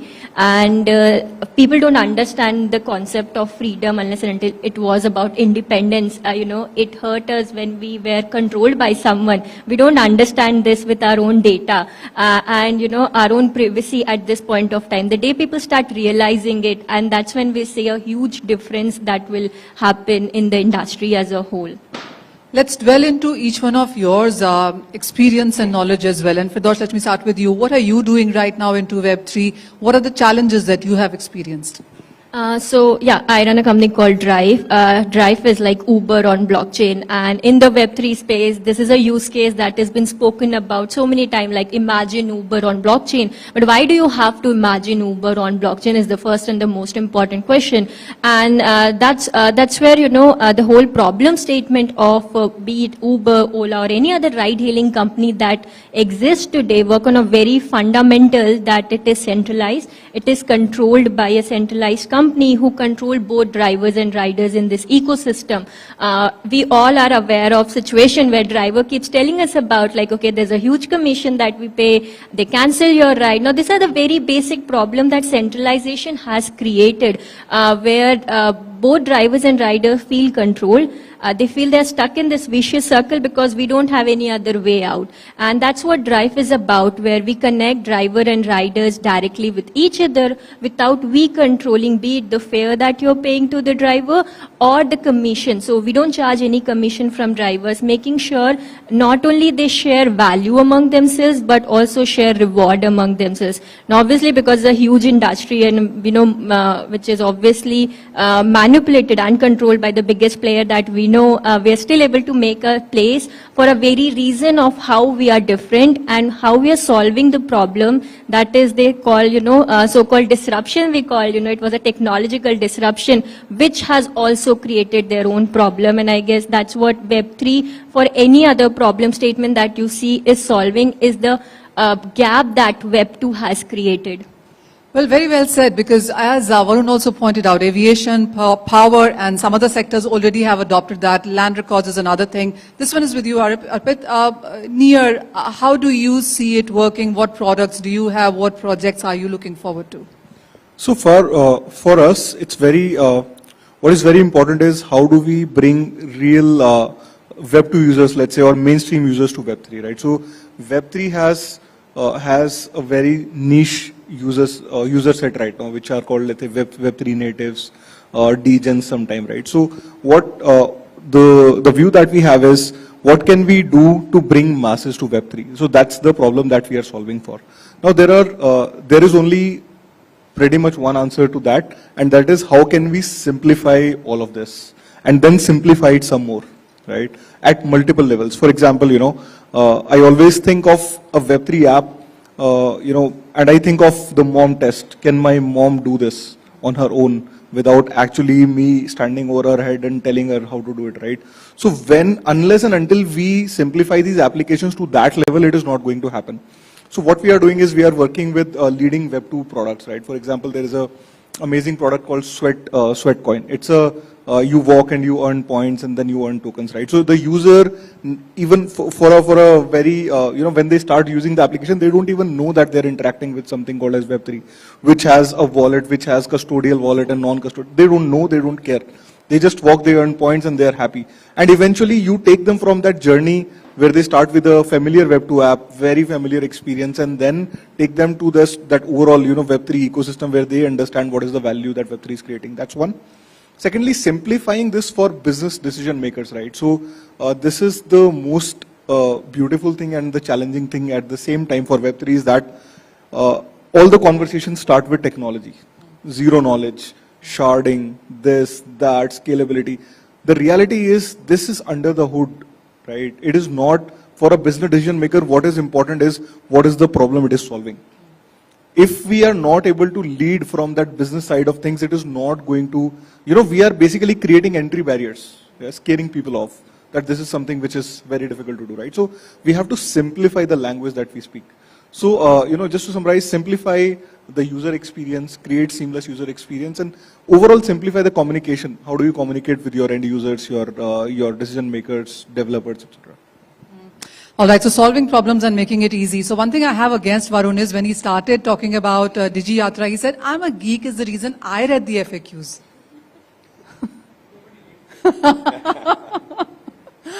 Are the geeks only ones that read FAQs? And as Arpit said, do you think it really is important? I'm sure it is important to make it user-friendly. It shouldn't scare people off, right? Otherwise, you'll have so many developers and no users. 100%. Yeah, I think, as an industry, we would fail if we are, after 5 years, still talking about blockchain, right? I think it has to become an invisible layer. It has to be so smooth that the user, without knowing that they are interacting with the technology, they should be still able to do what they like to do, right? That is something that, at Polygon, we are very, very aggressively thriving for, where for us, the users are the developers, right? And how can we improve that user experience from a developer standpoint? And that is exactly where we are trying to see, how can we make it easy for the developers so that they can have multiple choices across the type of solutions or the use cases that they wanted to address. And then they pass it on the simplicity back to the user so that their experience of interacting with the system is super easy. And I think we have been seeing that result where, taking an example of Reddit, for example, without talking about anything related to Web3, anything related to NFT, they got 10.6 billion collectibles. One of the great case study where the users are absolutely zero aware about they are interacting with anything to do with Web3 or NFTs. But that's a brilliant case study. So as Polygon, how are you approaching Web3 as of now? What sectors, what is the product like? Where are you headed right now? Yeah, I think the entire vision for Polygon is scalability, right? So, I mean, back in 2017 when we started as Matic Network, the idea is a cat game should not be choking up the entire Ethereum network, right? With that approach in mind, how can we bring Web3 to the masses with so many great potential that this technology offer? It has to be scalable so that it reaches out to every human being, and we would be able to cater to the likes of Facebook, Meta, Stripes, right? I think where they are talking about billions of transactions. How can we bring that kind of a scalability? So with that idea in mind, I think there had been an always vision in terms of providing different levels of scalability. And it could be, with the help of the initial one, which we say is the proof of stake. But then now I think switching gear as the technology matured from when it has started back in 2017 to now, where we are using, whether you wanted to have an app chain for your own application to scale it up, or you wanted to use zero knowledge technology in order to have the ZK rollups. And alongside that, we are also creating certain components that make the entire ecosystem more interesting and the application go faster, go to market. So for example, for developers creating frameworks like Finity, or bringing in that kind of a mobile strategy in place, so that again we can capture in the users which are not willing to go onto web for interacting with an application, right? How many of us today actually go onto web to make a banking transaction, right? Most of us wanted to have that on a mobile experience. How can we bring that kind of a mobile experience for Web3 users? I think that is another area where we are focusing a lot, including digital identity, which is another solution under the Polygon umbrella, and we are sensing great use cases coming out for that as well. All right. Let me get into decentralization itself. And while we do understand the advantages, we want to be free. As somebody from the audience said, is the reason we have decentralization. Gaurav, bring it in about the advantages, and let's dwell a bit onto the disadvantages here as well. Sure. Yeah. So I know the party line is I'm supposed to say that everything centralized is bad and everything decentralized is good, because that's what we're here for, and that's what my title also says. But I think the truth is always kind of somewhere in the middle. I think there are some things that centralized does really well, and there are something decentralized does really well. And to elaborate that, I was reading something very interesting yesterday. It was a totally different sphere. It was evolution, and it was basically, it said that evolution is actually two processes. There is the process of a genetic shift, there's a huge change in our genes, and there is natural selection where things keep on incrementally improving. I think innovation is also kind of like that, and centralized and decentralized have their own roles to play here. Some things are done really well in a centralized manner, something like developing large LLM models like OpenAI or going to Mars. But there are something that decentralized does really, really well. I think, Varun talked a lot about the virtues of decentralization. But two things I'm personally really excited about, which I think, which I think will really change is composability. And there's the concept of new economic models. So let me just talk about why I think decentralized are best to operate in those spheres. Composability is really, we've heard the Lego block model, right? So imagine you had this one large company, let's call it Headbook, which does some things really well. It's got a lot of pieces in it, but only it can access all of those pieces. Imagine if all of them were just Lego blocks. You could take out 4 of them, plug in something else from another company, say Google, and, connect them and make a completely different, company and a product, which you could start using with the user's data, which is also a Lego block. They can connect to it. So the idea is that, with decentralization, anybody can just pick up these Lego blocks and start creating new things, which really excites me because, again, with evolution, the more options you have, the more failures you have, the more the chances of a really amazing success. that composability for me is super exciting about the whole decentralized space, because it gives every one of these people the ability to just create a really awesome product. The other thing that really excites me about this whole decentralized space is, and Web3, is the new economic models. I think we're just completely going to turn the way capitalism runs, economics runs on its head, and like they're already, we don't even know how it's going to evolve, and but there are two. Let me look at a bottoms up and a top down approach of how I think they're happening. A bottoms-up approach could be that, hey, I as a user have my data. I can go connect it to anybody and say, hey, now you pay me for this data. I'm giving you access to data. Start paying me for it. So companies have to now innovate and find out new economic models of how they should be incentivizing users. And the the top-down approach could be, something like a Drive, or any other company where they want to set up a huge network. They could start incentivizing users by tokens instead of cash. It could help them bootstrap large networks. So everywhere, I think there are just very exciting economic models. So between the composability and the economic models, I think we're going to see amazing amount of innovation there. Clearly. A lot of innovation, a lot of collaborations is something that we require. So I want to go again to my panel here, and I'll start with you, Firdosh. There are challenges here as well, and we all seem to be talking about that too. So what is that one big challenge that you see when it comes to Web3? Also, we usually say that you should be looking for solutions, but in this business, as Varun also said, you have to look for a problem and then give a problem solution to the company. That is where the whole technology would come into picture. What is the challenge, and how would you look or approach a business?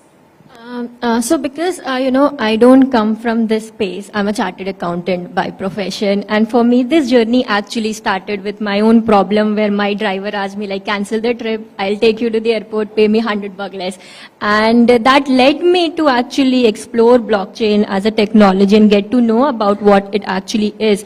So my journey actually started with problem. Now, I guess the biggest challenge that we as an industry face, and I guess now every one of us also spoke about the same thing, that people are trying to build a lot of things around only crypto.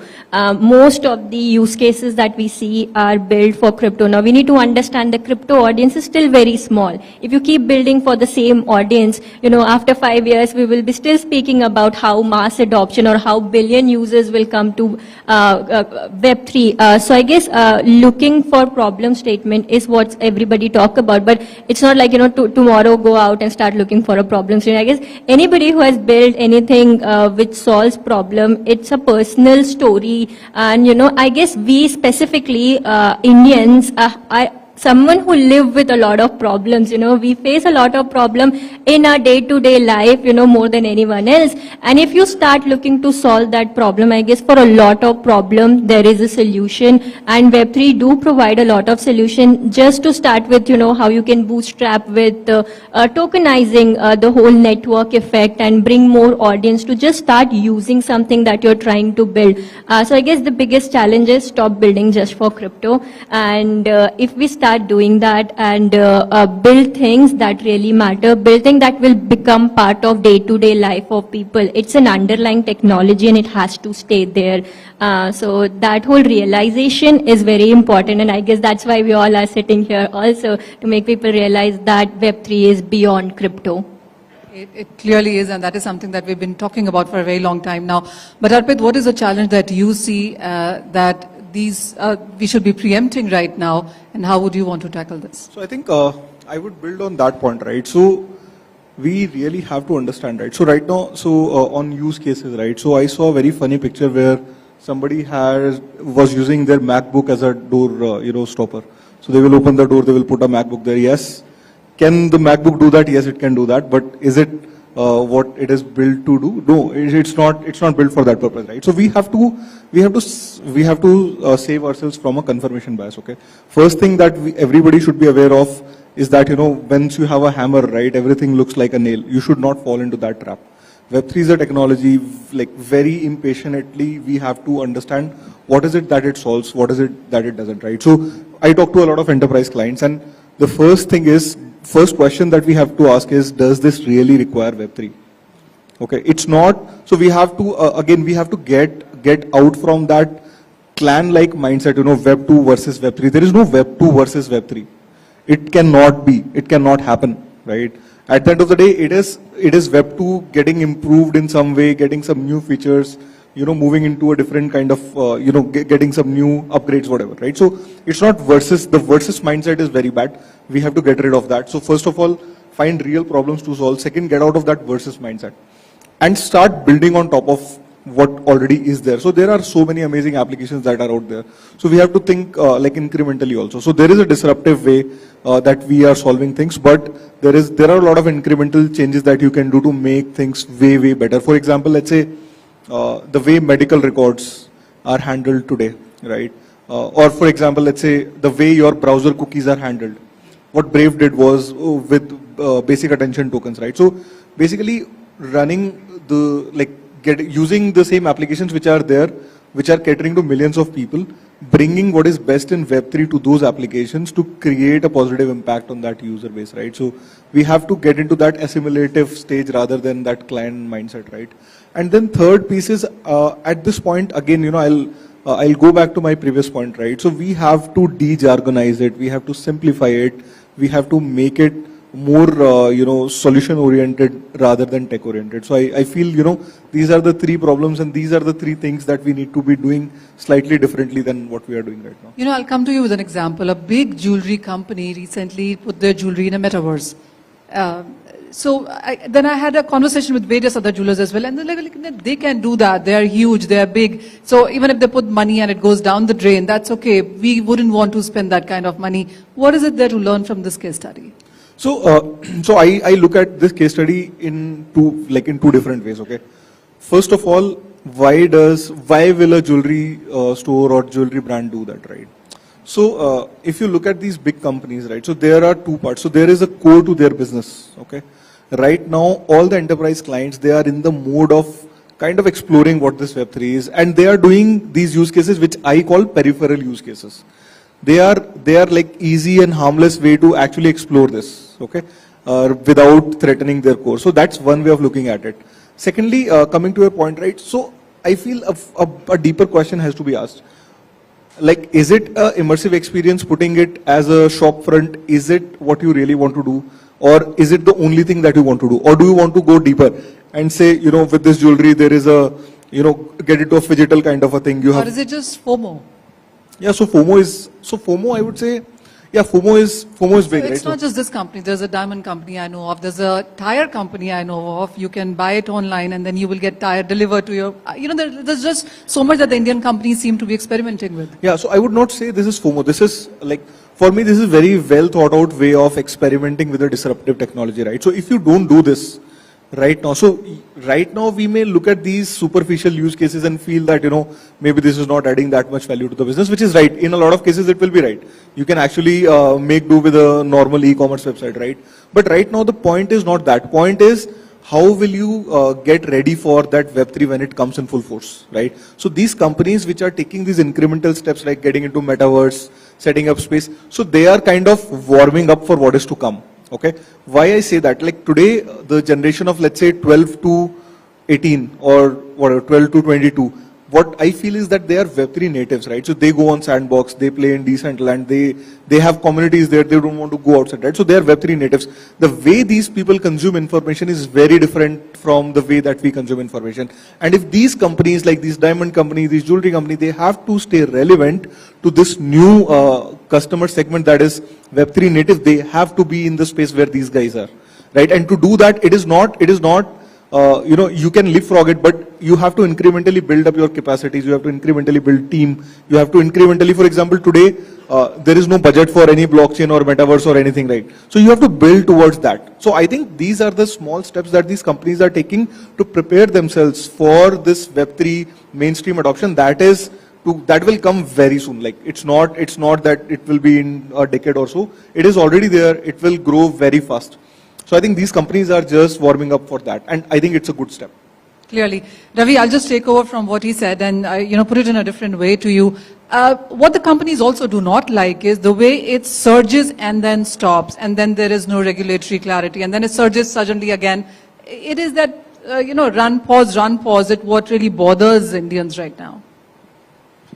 Yeah, I think to a certain degree, yes. But I think there are ways to look into that. So primarily, if there are solutions which are similar to Me Too kind of solutions, right? That doesn't give them a comfort that where is that leading to? What kind of innovations are going to be after this, right? So I think this is something that Sandeep, co-founder of Polygon, keeps saying that instead of making the Me Too solution, how can we again join those Lego pieces, bring something which is more innovative for the next stage of innovations? And that's where, people who are venturing into that, they would feel confident about getting into it and not taking a step back. I take an example. So, if we talk about the traditional way of advertisement, there used to be, era where we talk about cost per mile, CPM, that is via the newspaper of how far you can make sure that your newspaper landed so that your advertisement goes through. Then came the era where Google came in, and that's where cost per click came in. Then we had the era where cost per click has been moved to the cost per download. And then there was a cost to action, right? Now we need to bring out a next level of innovation. How can Web3 further facilitate? Can we bring something like cost per value, right? So it is taking to a next stage, and that brings the attention of the, the people who are actually going to be consuming it, saying, yes, there is a value. There is an incremental change in the way we have been thinking about this technology that can bring in, right? So if I make a transaction, then I am only spending that money, and then I'm passing on the commission to the people or to the party that is providing a solution, which is not possible today, right? So that incremental change by bringing in all the Lego pieces, I think that's very crucial. All right. Gaurav, this one is to you. So we do understand that there is, still regulatory aspect remaining to this one. How do you look at the overall experience of Web3 as we see it right now, the kind of spend that there is, the kind of fund investment that we've seen coming in? I do understand when we talk to this sector, community is a big thing. You guys meet, you guys talk formally, informally, you guys are together into this, even when it comes to being a VC here. How are you looking at regulatory aspect clarity coming in for this? And do you think that would be a major push here? No, absolutely. I think if you ask me, one of the main things that's holding Web3 back is regulatory clarity. I think it's almost like we've been playing with play money so far. I mean, we're what, less than $1 trillion. The real world is in hundreds of trillions of dollars. None of us have actually touched that space really. And the reason for not being able to touch is because there is no regulatory clarity. And, those large companies, those large assets, they are not coming into the space. I think the way I see regulatory, and, I think everybody's still evolving on how they're thinking about it, but I think there are boundaries between the real world and the crypto world is what regulators need to do best. They need to regulate how money comes in, how money goes out. They need to regulate, hey, if somebody is issuing a real estate lease or if somebody is issuing an identity, those should be regulated. But inside this area, they should let the evolution take place and the transactions take place. So I'm pretty sure the regulation will come, because the innovation is coming and the regulation will come to safeguard people. And when it does come, this 1 trillion, will just massively go, because it's like, principles of physics. You connect a low potential and high potential, immediately you'll have a current flow. So we're all waiting for that moment, but I'm optimistic it'll come sooner than later. I need a one-word answer now. What sector do you think, Firdosh, is absolutely ready, set for Web3? I'll take my own sector's name then. I guess mobility always has been said is the second best use case after financial sector to decentralize, like how Bitcoin did to the financial system. There's so much that can be done in the mobile. Anything that moves can be decentralized. Okay. And, that's also the bigger vision that we have. So for me, it's mobility. Entertainment. How? So, okay, so you said one word, so I just got intrigued into that. Okay.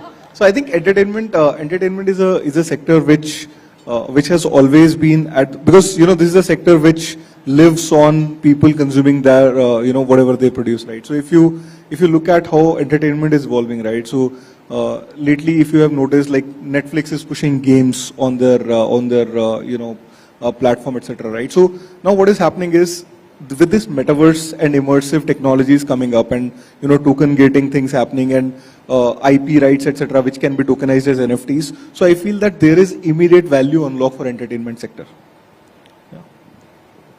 I think I would vote for gaming, and I knew that. yeah, we are experiencing a huge surge in terms of gaming. I mean, it is changing the paradigm in terms of the way people used to do the gaming earlier. So, for example, let's say if I got 500 rupees and I go and do something with the game, I actually get my 500 locked in there. Right now, what we are enabling is primarily I spend that money, play there, make some assets, then at the end of the time where I wanted to switch gear, I sell those assets, go into a next game, bring my 500 back and play a second game, right? So I think tokenizations, bringing in the assets, interoperability, I think that's going to be exploding, and gaming is a sector which is adopting it at a huge pace. I'm personally the most excited about identity, and for two reasons. One, I think it's not a choice anymore. I think with this whole massive growth in AI, by the end of this year, the proof of human, like having to prove that you are a real person who has created this video or you've posted this, is going to be a real problem. And I think the best way to solve is identity. So it's a need. It's not even whether we're ready for it, we'll have to adopt it. I think the second big point is I think identity enables all of this. Once an identity is not a person, it's not your KYC, it's a person, place, thing. Right? Once you have all of those identities on the blockchain, I think it just makes all of this very easier. Right? Identity with avatars, you can go into one game, take it to another game. So every identity with the entertainment, you can take your history. So there's a lot of things that enable. So identity is, I think, the biggest thing for blockchain. Ravi, I'll give you one quick final question here. So, we saw ChatGPT come, and we immediately saw two more platforms come with a similar kind of a product. Do you see that as a concern here? Too many people, too many builders start to do the same thing. I think good and bad in a way. So first of all, we are waiting for that ChatGPT movement in Web3. We need that kind of a aha application where, we get that kind of a spike in terms of adoption. But I think it's good in a way because we need that competition for innovation. It cannot be just one player leading the market too long. Otherwise, the innovation subsidized there, right? So I think we need that kind of a competition. I think with the competition, it has to be a healthy competition, and that is where the ethos of Web3 comes in, which makes it open source, composable. So you build in 5 Lego blocks, and somebody else uses those 5 and build the 6th and 7th, and incrementally you get the value add of it. All right. With that, we're almost at the end of this conversation, but we invite couple of questions is what we can take right now. So if anybody has something to say, now is the time.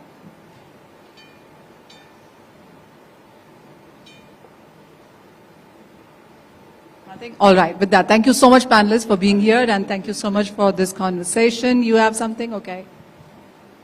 Can we please pass the mic to her?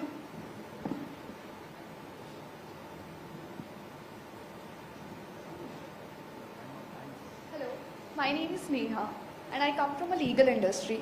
So my questions are mostly related to accountability and regulation. As you asked Gaurav sir about regulation, I'm very curious about how the innovators and tech-savvy people had faced some important regulatory issues when they were developing their ideas or application. It's an open question to everyone.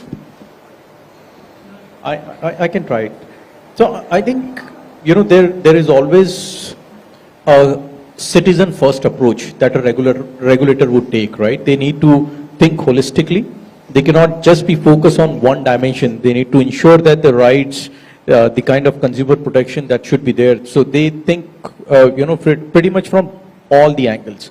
Now, what we are sensing, at least from a Web3 perspective, if that's where your question is going, we are sensing that there is incremental efforts being made by the regulators as well, where they are, coming onto a table, they are discussing with the community, they are discussing with the innovators, they are discussing with the startups in order to, hear them out and then frame the guidelines, which actually works cohesively across the ecosystem, right? So there are efforts being made in terms of incrementally ensuring that they are not dampening the innovation, but at the same time, they are taking cautious steps in order to ensure the rights and, there is no hampering being done to the citizens' rights.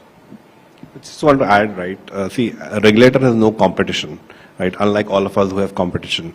So a regulator has no incentive to act first. A lot of times they need to act last and they need to be right.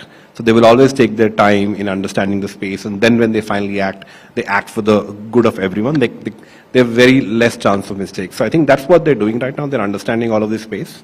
But if I was a regulator, I would be super excited by, blockchain and code, because code can't make mistakes. Humans make mistakes. So they can enforce all their rules immediately. So I think it's a matter of when they understand how to use this technology, they will definitely adopt it. All right. With that, thank you, panelists, so much for joining, and thank you for that very enlightening conversation. Appreciate it. Thank you, everyone.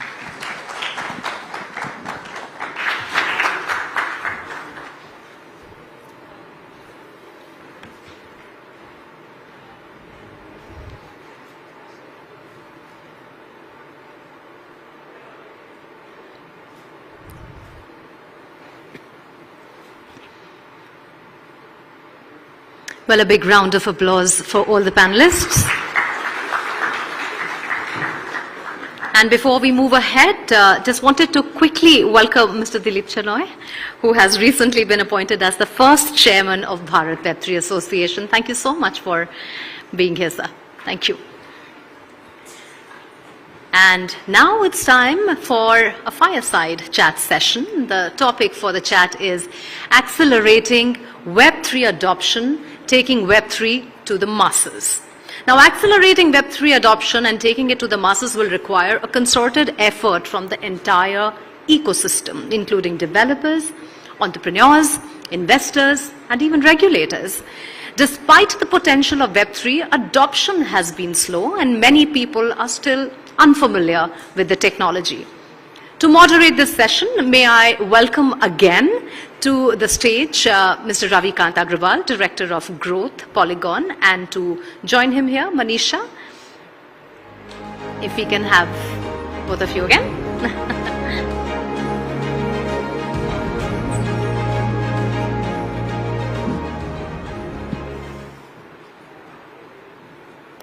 Fireside. So let's tackle some things that we didn't in the previous session then. Let's do it. Let's do it. Okay. So, we'll of course take questions as well, but we'll want to make it quick and let's understand.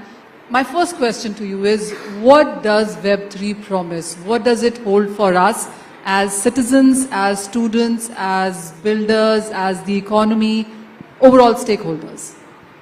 Sure. So I think the first thing that Web3 promises is ownership. It is the ownership about your data, about your ID, about your assets, right? So all kind of ownership, I control it. I ensure that how much I want to send, to whom I want to send, what time I want to send, and that is where the sense of ownership is the first promise. The second one is decentralization. So it's something where, if I'm making a transaction, it's not being gatekept by anybody, and that transaction is still transparent. It's ensuring that there is a security associated to it and the transaction went through. And the third, and which is my favorite, is the programmability of the assets, right? So we have all kind of assets that we can bring into the ecosystem. You can have your energy bond, you could have your collectibles, you can have your art, your music, you can have the financial assets. Everything can be brought in here, and that's where we could see that there could be actually a new economy that we can generate using the programmability aspect of Web3. So that's another promise. So are these promises good? Are these promises tall? Which is the right word you'll use here? And if there are so many promises and you only talked about the positives, why is the adoption so slow? Yeah, I think this is a very expected question whenever we talk about Web3. So I think the very first and the obvious one that we have discussed in the previous panel is about the usability, right? The user experience. So maybe a question to the audience: how many of you keep making a crypto transactions? Yeah, quite a few, right? How many of you actually think at least twice before making a transaction? Right? Just you twice? You see that even I feel that that's like close to 100%, right? We don't do this when I'm making my transaction using my bank account. I don't think twice when I'm making that transaction using Google Pay. But I still do that twice, thrice, 4 times when I'm making a crypto transaction. That user experience still not so convincing that user are getting very used to it, right? That's the primary thing. I believe user experience has to be made much, much more sleeker. The second is about scalability, right? So we are very, very gung-ho about Web3, but I think even if I talk about the recent stage across any blockchain ecosystem, we cannot handle the volume for the likes of Facebook. We cannot handle the transaction volume for the likes of DTCC, Euroclear, right? Billions of transactions. I think the scalability aspect hasn't reached to that kind of a maturity level. And that's where,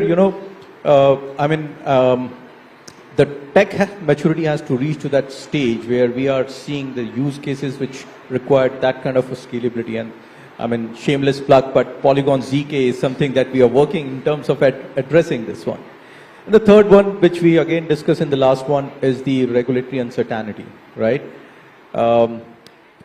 With the crypto narrative, I think the kind of a narrative that has gone out hasn't been encouraged in the audience, right? I mean, people still try to hear those noisy things first instead of the technology and the merits of it. And that kind of a narrative has actually been defending many people. I mean, we have seen scenario where parents have been telling to their kids not to join a crypto company. There's something, flushy out there and people should not be, venturing into that side. So I think that kind of a narrative is another, dampening reasons. But yeah, those are my challenges that I'm seeing. There's a huge potential, of course, when we'll talk about Web3.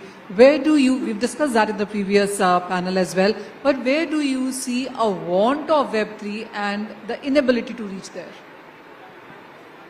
Yeah, I think the inability is again, driven by certain use cases which are not maturing, I would say. But then there are very interesting areas that are happening. So if I need to start with a couple of examples, for example, let's say NFTs, right? I think we are at a very interesting stage where we are talking about NFTs for your music, your art, collectibles, right? I think how can you translate that into something which is like a digital assets? And the example that I was talking about, Reddit, which is 10.6 million users making money of 75 million. I think a great case study is in terms of what can it be done with the help of, something called as a digital assets. But then I think it opens up a door for many, many more innovations, translating the real world assets into something more of a digital world assets and then controlling yourself, right? The second one that I would say again from a gaming point that I made last time, right? I think again from a gamer perspective, this is again a very interesting era where they just don't play and spend and reach to a level 5, but then I can take my level 5 credibility. So that tomorrow if this game is launching a new game, they look out for all those level 5 gamers and they bring them as the first tester, or they may reward them, or they may let them bring their top of the guns into the new game, right? I think that kind of innovation is going to be very, very important, and that's where we are sensing that gaming is going to be again picking it up from a perspective where, very aggressively we are seeing that the Web2 traditional gaming studios have started venturing into Web3. The next one that I am particularly feeling excited about is the online content creations. I think all of us spend, at least 4 to 6 hours every day using our phone, and we generate a lot of content, every type of content, whether it is clicking a picture, recording a video, sending a message, all of this digital content. Is there a way where we can monetize this content, right? At the moment, it is, up to the mercy of the large platforms. They have been ruling about what can be done, but there are innovative models and there are startups which are building really innovative things where we can generate those content and then decide in terms of what kind of monetization model would suit me. Whether I should be selling those content on this platform 1 or 2, or maybe whether I am getting rewarded by selling it by myself to the community that belongs to me. So I think very interesting time. Absolutely. I also want to talk about earn while you game. What is that line that you use? It's play to earn. Play to earn, yes, that. So, I was talking to somebody, Ravi, and this is a friend's kid in US who said that 3 levels he played and earned some $500 worth of crypto. I don't know what game that was. But while in crypto trading within India, or whether it's about NFTs, the resale value, the secondary market hasn't done so well. Would you say play to earn continues to stay strong? Yeah, I think there are several narratives. So it has become now X to earn. So people have been walk to earn, eat to earn, sleep to earn, and there are different narratives. But coming back to play to earn, I think the narrative has started with a really big bang. And there have been case studies where gamers playing in Philippines, Vietnam, and certain parts of India as well were able to pay their tuition fee. They were able to pay their rents by playing game because they were earning in crypto and they were cashing it out and actually doing it for their living. But I think that model is not very sustainable, and that's where we are seeing that again there is a scope for innovation out there. And what we are sensing is it's not just play to earn that would help them, but I think play and earn is a kind of a theme that we are sensing is coming out, right? So where you are playing actually in order to make your credibility. It's not just about earning the cryptos, but you actually play and earn.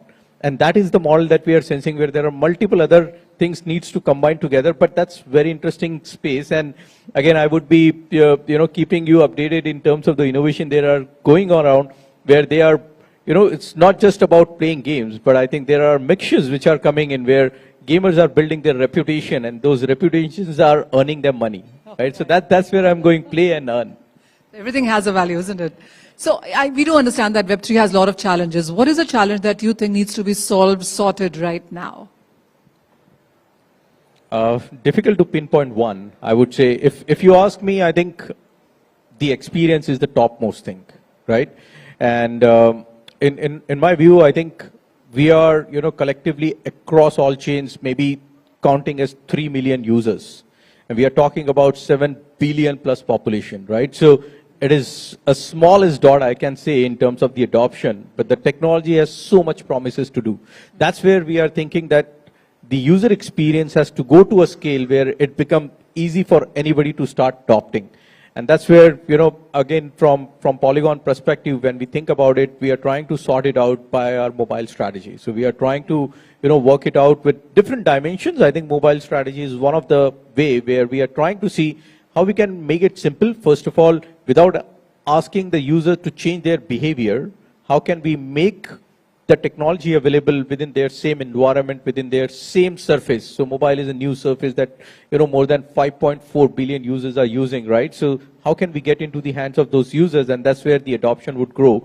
But for that, you need to have kind of an experience where, I really don't worry about how much I do pay for a gas transaction. What is the, way for securing my mnemonics, right? How can I ensure that I don't have to download a new wallet and so on, right? So how can we mask all those complexity, bring it very easy for the users so that they don't worry about the gas transaction and so on, but they just use their email ID in the background, the wallet may get created and they just go like any other application, download it from a mobile and get started. I think that is a kind of challenge we are seeing and we are trying to address that.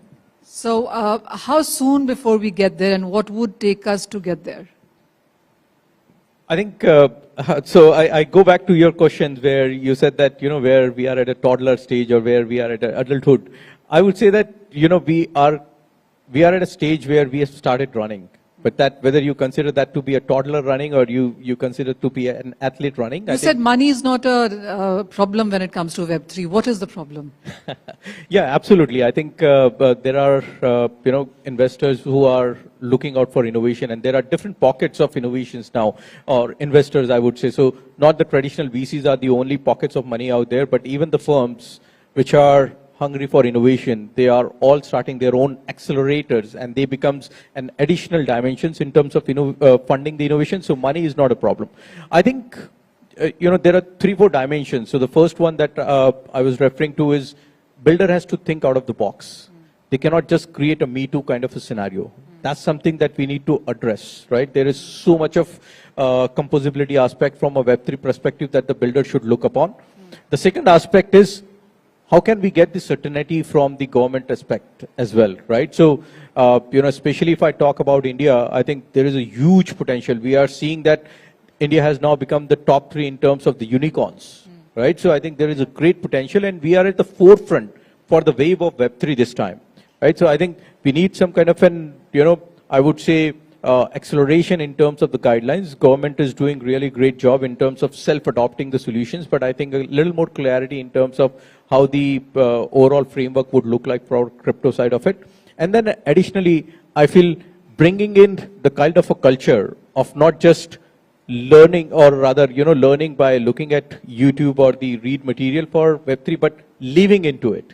I think exploring what can be done, playing the games, using a DeFi application, minting your first NFT and so on. Absolutely. You are a tech company. I mean, you are a crypto company, a scaling company, Web2 company, Web3 company. You're all of that. You're all of that. All right. But we had Varun from Wipro here. I've spoken to blockchain heads of TCS and Tech Mahindra and Infosys as well. So all of these tech companies have made that department. They are leading in so many different ways. They are launching so many blockchains there and ensuring a lot of work being done. Is that a start? Do you see other companies also coming in big way? 100%. Yeah, I think, it would be really difficult if, I, get a company which says that they don't have that small experimentation room set up for the blockchain exploration, right? I believe that everybody has been looking at this technology very, very curiously. Some of them are leaders. For example, JP Morgan Chase, right, have been doing fabulous work. But then there are people or the companies who are actually waiting on the fence in order to see that kind of a chat GPT aha use case to come and then maybe follow that one. But I think, yes, I 100% agree that, everybody is having a small budget allocated, small resources and a small experimentation room being set up to, think what can be done using this crazy technology. All right, I'll give you your aha movement as we wind out this conversation, and I'll let you pitch Polygon as well. What is it that you're doing when it comes to Web3? I know there are a lot of challenges being met. There's a lot of work being done as well. What is it that you look forward to when you look at 2023, 24, 25? So at the moment, I'm looking at two things at Polygon. One is the Web3 mobile strategy, and second is digital identity. So we got a product called as Polygon ID, and I take the first one. So what we are trying to do is we are creating kind of a very interesting ecosystem. We call that as a dApp Store kit. And the way, we have the Apple kit or Android kit, where it makes it super easy for anybody to go build their application. On the similar line, we are creating something called as a dApp Store kit. So this is a kit where it makes it super easy for any Web3 developer to, selectively pick up those modules that are required for their use case, turn out an application. Now, the reason why we call this as kit is it don't just enable the developer to create their application, but it also have something very interesting which we call as a dApp registry. Everybody can come and contribute into this registry. So this registry would expand into hundreds and thousands of applications. Now, this is where we are making it interesting by calling something which can be built using this registry is a dApp Store. So every other organization who feel that they wanted to bring kind of a stickiness to their users, they can come spin up their own dApp Store. We have made reference implementations all open source for anybody to maybe just spend a couple of days and spin up their own dApp Store. That's easy what we have made for the users. Now, these dApp Stores are going to be an alternate app stores of how you engage with your users. So think like an exchange, right? Where they would give their users kind of an education-related app. They wanted to give them NFT-related apps. They wanted to give them kind of a DeFi experience. They want to give some commerce experience. They can bring in all those selective applications from this registry, which matter to their customer, and create up that store. And this store would have their own ways of monetization, governance, curations, and so on. So this kind of an alternate app store is one of the strategy where we are thinking that if organizations who wanted to bring stickiness to their users and grow them, I think this is going to be their mobile strategy where it plays awesome. So think about it like any mobile OEM for that matter. Once they have this kind of an alternate store, millions of users would be able to get exposed to all sorts of Web3 applications. They can start with something as simple as bankless applications for reading and understanding what all Web3 means, but they can use something like Mint NFT, where they can go and mint their first NFT, at the same time do some degen stuff of doing some DeFi thing, right? So That's on the first venture, which I'm really excited about on the mobile strategy side. Second one is on the identity side. I think we discussed quite a bit of it, and it is kind of inevitable of excluding Polygon ID, or rather for that matter, any digital identity solutions when it comes to the expansion into the new era. Whether you are creating your gamer profile, whether you are simplifying your user onboarding, whether you wanted to have some kind of a reputation score, right? So today, if I am, let's say, a gold member for Emirate, that is, kind of a reputation that I as a user got. But how can I use that reputation in order to maybe get another similar kind of features for any competing airlines, or maybe get that kind of a features when I'm, going for an hotel booking and so on. This reputation, again, become very interesting if we are mixing up with the on-chain data and also bringing in the Web2 data. And that kind of a user reputation facilitated by a digital identity opens a whole new ways of interacting with customer, right? So you are not classifying whether this is my customer or not my customer, right? So it's not 0 to 1, but you can tier it out. You can tier it out based upon various parameters. So if I got a Twitter follower for more than 10,000, I may be getting an X privilege. If I've done 5 transactions onto Ethereum, I would get Y privilege. If I'm holding 5 Bitcoin, I don't want to quote that, but if I'm holding X You don't want to digital quote asset, Twitter also, by the way. Let's not get there. yeah, so if I have holding X digital assets, then I would get a different kind of, customer engagement. So that kind of a reputation is again going to be across industries, right? So whether it is aviation, retail, education, whatever you name it, everybody would like to have their customer profiling done accurately so that they can spend the money nicely and then have the higher conversion. Wow, I really hope that people outside this hall also are listening to this. This looks like a very, very different world altogether. But thank you so much, Ravi. Thank you for that conversation. Thank you for having me. Thanks.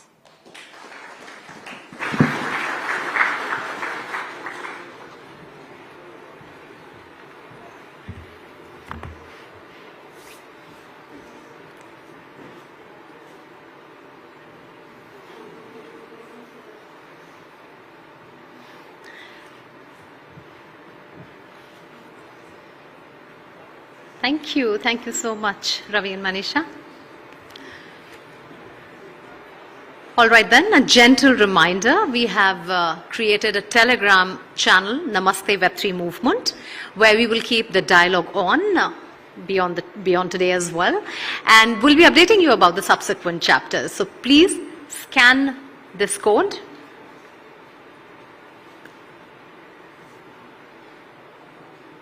Also, those of you who have joined us online, I'm sure we can zoom in and have you scan the code as well.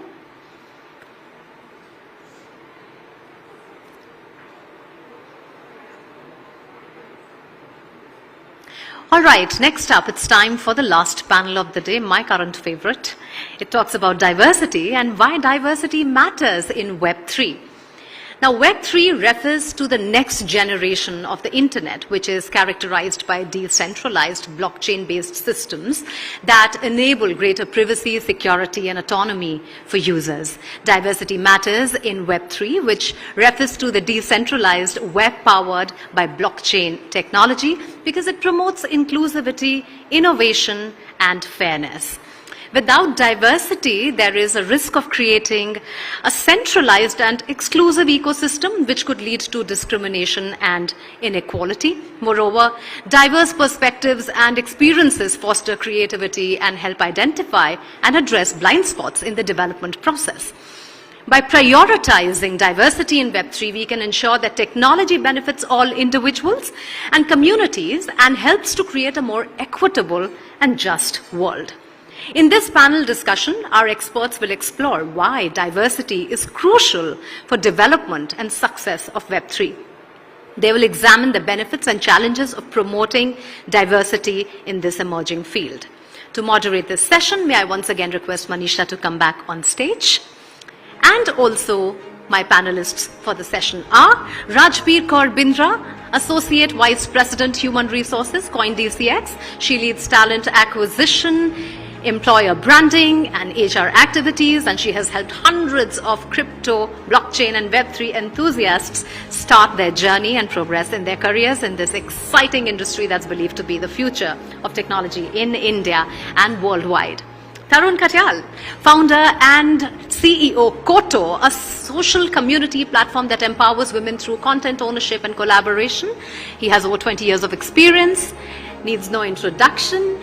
He is a strong advocate of blockchain technology and invests and mentors edutech, media tech businesses with a vision to create a responsible and decentralized web space, especially for women. Swapnika Nag, CEO and co-founder Hashmail, a Web3 communications and support platform for DApps. Prior to this, she was the CPO at Tata Click and an engagement manager at McKinsey & Company.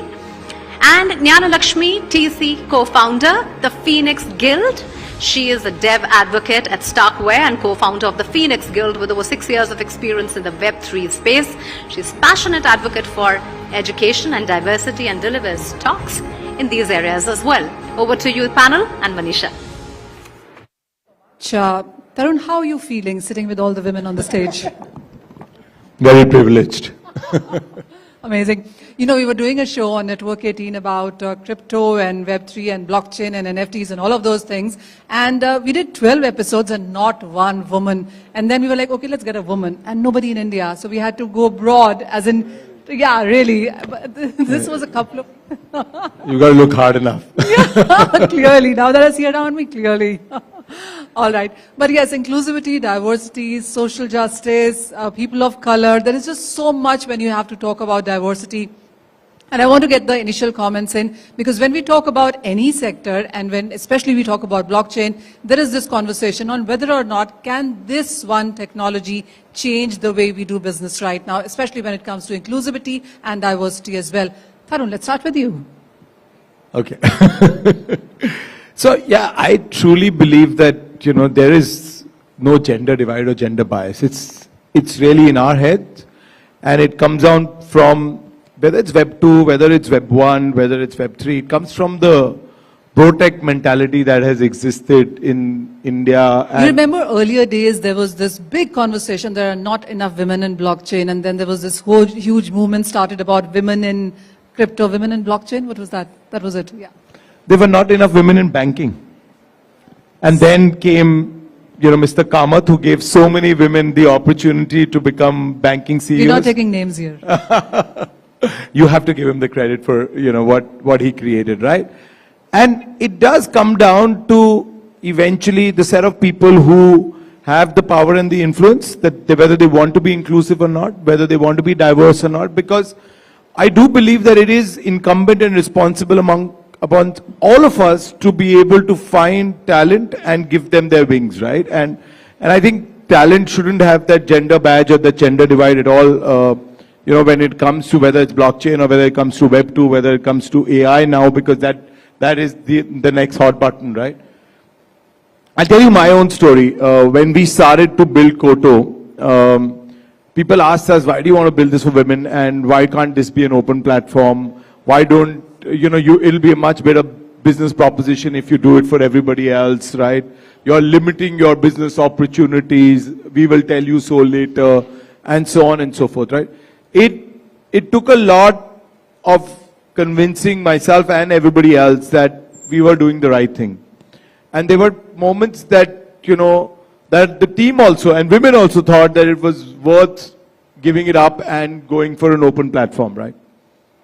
But there are so many real, relevant, pertinent conversations to be had that Web 2 hasn't done justice to. And if we weren't going to create a space for women that they can really come and own, as well as have those conversations that they believe are important to them, then what was the point, right? We didn't want to do what Meta had already done or what any other company had already created and done till now.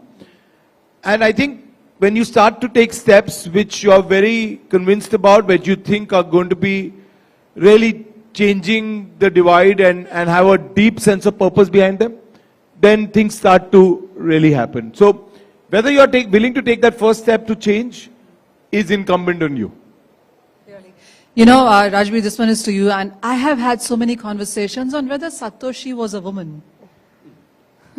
Absolutely. Okay. Why not? Okay, coming to you then. Because it's in a very nascent stage, the Web3, do you think it should have diversity at its core? And if yes, how should that be worked on? Sure, Manisha, thank you for the question. Gender diversity, to me, is not just about probably having even ratio of men and women in a room. It also means to have equal opportunities for both men and women. At the onset, I'd like to thank Web3, the opportunities that are available through Web3 for participants, individuals, in a more open, transparent, very, very clear internet and wealth creation environment. However, despite the emerging tech of Web3, I feel women do face unique challenges. Now, on this Web3 technology and decentralization, I feel they carry huge potential to create more transparent systems by designing ecosystems which are inclusive and developmental. Fair point that. Swapnika, as Tarun said, banking also was an industry where there were lesser women there. So do you think blockchain, Web3 in that sense, is something that we need to look at to ensure that we can bridge that gap? I think there are a couple of fundamental differences why diversity becomes crucial for a space like Web3, right? And I don't mean just gender diversity, right? Geographically, culturally, there are just various definitions of it. And in my mind, there are two reasons. One, by their very nature, Web3 products are global. They serve a global audience. Polygon's made in India, built for the world. Shardion's made in India, built for the world. Most of our dApps are. And if you're serving a very diverse global customer, you can't afford to not have your inputs that are diverse in that sense, right? Polygon can't afford to be speaking to customers in India and building for the world. You just can't afford to do that. That's one. And I think the second reason is because Web3 is decentralized, both from most companies are decentralized teams that are building decentralized products, it becomes very hard to change things a little way down the line. The fact that Ethereum took a long time for it to do its next upgrade just means that if you don't build the base sort of platform well, then everything above that is really going to struggle, right? And that's one of those reasons that it becomes really crucial that right at the get-go you have enough diverse opinions that are baked into the product, and you're just building something that's lasting that much longer.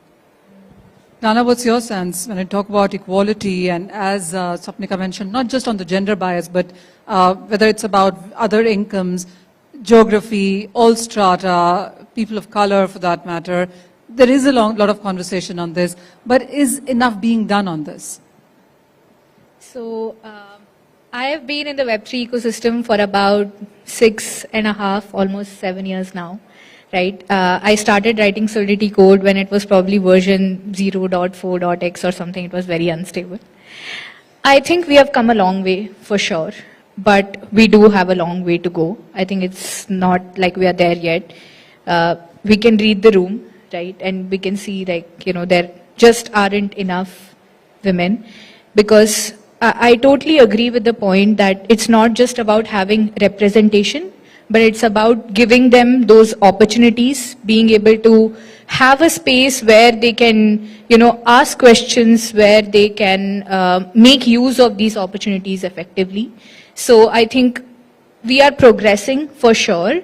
I feel like one good thing about Web3 is that we can start at the leadership level right now. There was the first session that happened, the keynote, it was asked how many of you want to be entrepreneurs, right? And most of the folks in the room raised their hand. That means we are still yet to see leaders in this space. And if we can tune people, for example, those who raised their hand, if we can tell them right now that, hey, it is not just for the community or for the it factor that you should think about diversity, but you should think about it even from a business perspective, right? A lot of statistics that I have on my phone that I could just, keep reading as we go. But things like 15% increase in profitability if you have a diverse leadership team, 53% return on equity if you have a diverse leadership team. All of these numbers show that it's not just important from an ecosystem standpoint or from a community standpoint. It's important from a business standpoint. So I think now that people have slowly started realizing it, Web3 businesses are just building up.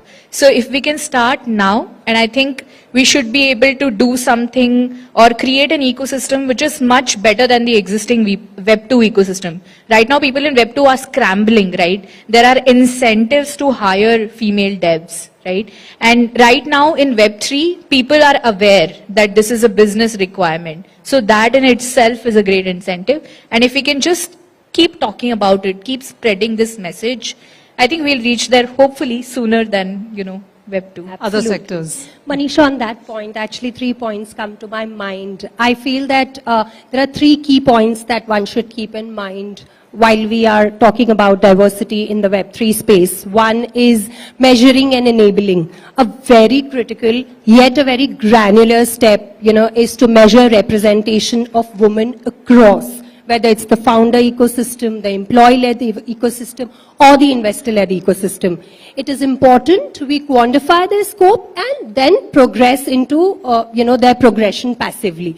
I also feel that, Web3 technology has the potential to address these issues by enabling decentralized and open systems that promote so much of transparency and accountability. By eliminating intermediaries, and Web3 has that potential also to access opportunities, resources. Additionally, it can create a lot of transparency and democratic systems that enable participations in diverse communities. Number 2, I feel growing the women representation, whether that is in the engineering field or in the investment related fields. There is an unconscious bias that sways. You'll find women in marketing, you'll find women in HR, but we should encourage women to be equally involved in the investment-led operations or it is engineering-led ecosystem. Third point that comes to my mind is designing the brand experiences. I feel to be very, very inclusive and supportive. One point that, my fellow member also picked up, creating the widest range of experiences for the broadcast, possible base for both consumers as well as employees. Initiatives like opening up mentorship programs, encouraging more Web3 summits like these, where we have women speakers as a start, and ensuring all genders have equal access to all the benefits and opportunities offered by Web3. It just promotes social and economic equality and creates a more inclusive society, I think. Yes, so thank you. Thank you. Well, all those 3 points were very, very well said on. Tarun, why don't you take on that? And when we talk about the user experience or we talk about the market share, as almost everybody has spoken about, what is your sense? What has been your experience on that? So I think, Manisha, the fundamental point is that we can do diversity where we are sitting, and which we should. I think she took that up at leadership level. And then we've got to start building products that women can adopt, and then we bring them into the blockchain ecosystem very early at a mass level, right? Unfortunately, fortunately, my entire career has gone into mass adoption of products, right? I only understand that. And one of the things that when we were doing Koto... I just want to come back to you. We should make those products which women can adopt. Right. Men should make those products that women could adopt? So you think men can't make products for women? No, I absolutely can. What's the point? Only men can make those products which women can adopt? You know how many people we have, how many women we have in our team? How many? Our head of front end, I was going to make that point. Our head of entire team of design. We don't have a single male in our design team. The entire You're the user privileged experience. one then. I'm really privileged, yeah. But when I started my career, and let me take you back 2003, I used to run a company called Star Plus that time, and I used to run all of Star TV's channels in India. And we had a team of 80.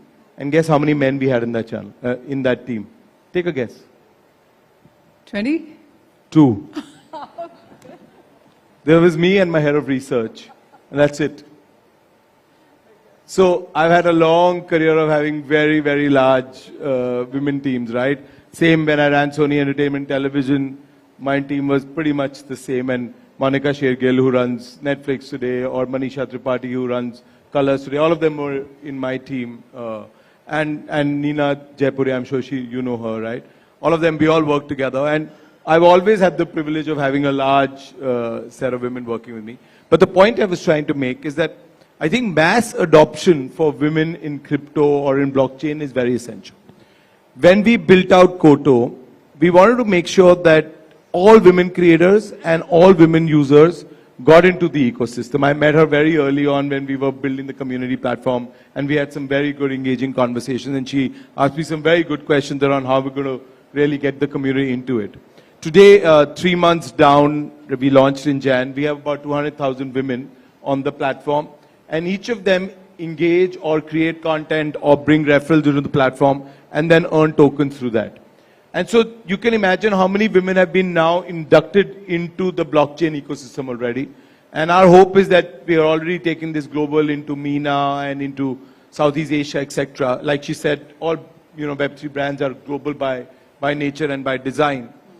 The opportunity that we all have collectively, right? We have 500 million Web2 users in India and across the world, right? To get women very early on through a product that can involve them into participative ownership is huge. I think we've all got to collectively keep looking at the opportunity, keep talking about it, and keep building it very simply so that people can easily adopt. I don't think we can make this too complicated at this stage if you want mass adoption by, either gender, but also by women, right? Make it easy, make it participative, bring them into the fold, let them utilize it, right? Let them to see the advantages of being on a token cap table together with everybody else, and then you see the wonders that can happen with it. Today we've kept 50% of our tokenomics for women creators, and that was a big commitment to make for the community, but we believe that that can change the way this business evolves itself. Yeah. Very well said. I hope I didn't offend you. I was just pulling your leg. Okay, let's talk to you then, Ghana. And while so much work is being done, and we talk about not just women, as we've said, but inclusivity and at mass adoption at that level, what is it that needs to be done now? I mean, as Tarun said, lots is being done. They're ensuring, they're putting their neck out to ensure that you can, put it at the core of this. So let me also maybe go a little bit back in history, not that far, not 20 years ago. But when I started the Phoenix Guild, when we started the Phoenix Guild in 2022, my vision and mission was very simple. I just want to see more women come on stage and talk. One of my personal reasons at that point in time was I was getting invited to too many events. And I was like, no. I can't do this. And you know what? Whenever I tried to nominate another fellow women, I was just not able to find them. I was like, it's a short notice. You want a speaker in 2 days, 3 days. You're not able to find them. And I was like, no, this is like super frustrating. I can't do this anymore. If I'm not able to find talented women, I'm going to create something where I can build up these women, right? I've seen a lot of women, I've met a lot of them, I've worked with a lot of different diversity organizations as well. I volunteered with Women Who Code for almost 6 years, and I continue working with them in whatever capacity possible. And I know that there are these really amazing, talented women who are there. So why are they not getting these opportunities, right? And we started doing very small things. We started with just virtual workshops, talking to people about blockchain, educating them, just doing like introductory workshops. But our initial workshops were women only, right? And then we found that these kind of workshops, and I was discussing with Ovia, who leads the Phoenix Guild Chennai chapter. I have Aditi, who leads the Phoenix Guild Pune chapter, right? These women want a safe space. They want a space where they can discuss not just about Web3, but about opportunities. How do you sort of work to get these opportunities? How do you build your profile? How do you do things? So I think the first and the foremost thing for us as a community to do is to create a safe space, right? Web3 is very new. When you're having discussions, make sure that you're trying to not use too many jargons. Make sure that you're explaining things in a way that it is inclusive, like it is understandable, right? And try to create that safe space in conversations. You can instantly see sometimes when a group of people are talking, whether you want to join that group or not, right? Like you feel like, oh, like it's too crypto bro for me. Sometimes I feel that, right? When I go to conferences abroad. And I think this is a very basic thing that we can do, right? Just make sure to have inclusive spaces where people can come and have open conversations. Because the tech is so new. Everybody needs to talk about, everybody needs to learn so many new things. There's zero knowledge proofs, there's roll-ups, there's account abstraction, all new EIPs that are coming, right? So many topics and it can be overwhelming. So if you can, definitely create an inclusive space. And the second thing that I feel is that if you want to create something scalable, if you want to see more women, give them more opportunities. Today, like, I will not be hesitant to nominate any of our Phoenix Guild chapter leads to come and speak on stage, because I have that confidence, and I feel like if I give them the opportunity, irrespective of the fact that they doubt themselves always, that they are not good enough to speak on stage, I am confident that I can give them that opportunity, and I'm confident that they'll do well. So just give them that opportunity. Your colleague, somebody who's your peer, somebody you know who's good with certain topics, just give them, tell them, okay, like, hey, I know of this speaking opportunity, why don't you, you know? So brand building. This is like letting them build a brand by giving them opportunities. This is something we can, and if it is in our capacity, we should definitely do. And third thing that I feel is that having inclusive events. It is very easy to add an inclusive tag to an event, but it is actually very, very difficult to pull off inclusive events. Inclusive events are events or spaces where everyone feels welcome, right? And as ecosystems, as organizations, as people, this is the least we can do for the community, right? Make sure that you are having enough speakers, a diverse set of speakers. Make sure that you are able to, you know, do the outreach in a way that everyone feels comfortable attending. Make sure to not use words like, you know, this is only restricted or only useful for certain type of profiles. Because I feel like right now, even after being in Web3 for almost 7 years, I feel like we are still not there to have restrictive events, right? We are still learning. There's so much to know, so much is changing. Literally the ability to withdraw staked account got activated in Ethereum just 2 days back, right? So we are just getting started. So I think like bare minimum, right? Like try to create safe spaces, be able to give opportunities if you can, and try to create inclusive events. I feel like this is something that like I feel like people can easily do. It's very like low hanging fruit. Well, yeah, better said than done. I mean, is what we usually see. But Swapnika, coming to you as well, what are the challenges that you feel the industry still faces, and how would you sort them out? Do you mean specifically from a diversity perspective? Yeah. Okay. So there are two sides to the diversity challenge, right? Are there enough diverse voices in the building side, and are there enough diverse voices in the consuming side? And I think Tarun's answered the consuming side well. And honestly, while I've been in the ecosystem, I won't count myself as a huge consumer. I do some transactions, not enough. I am a builder, so I will take that perspective.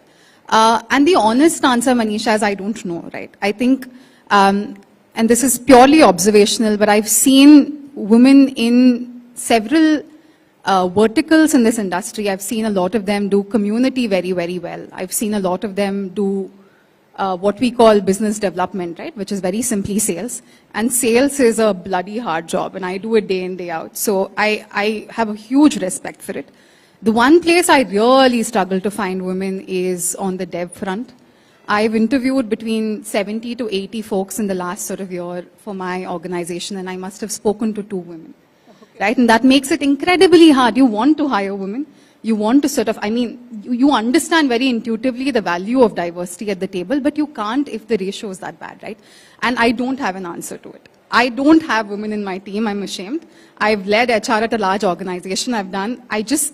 But if it's so bad, I really don't have an option, right? At the end of the day, my loyalty is to my consumer and to my organization, and everything else is secondary.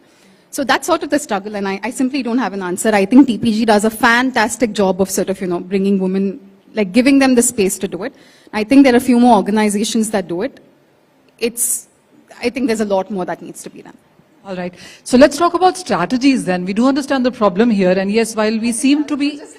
I was going to just say to the point that she made, I think we had to go global to find enough women on the team, right? And to go remote. I can't afford to. Right?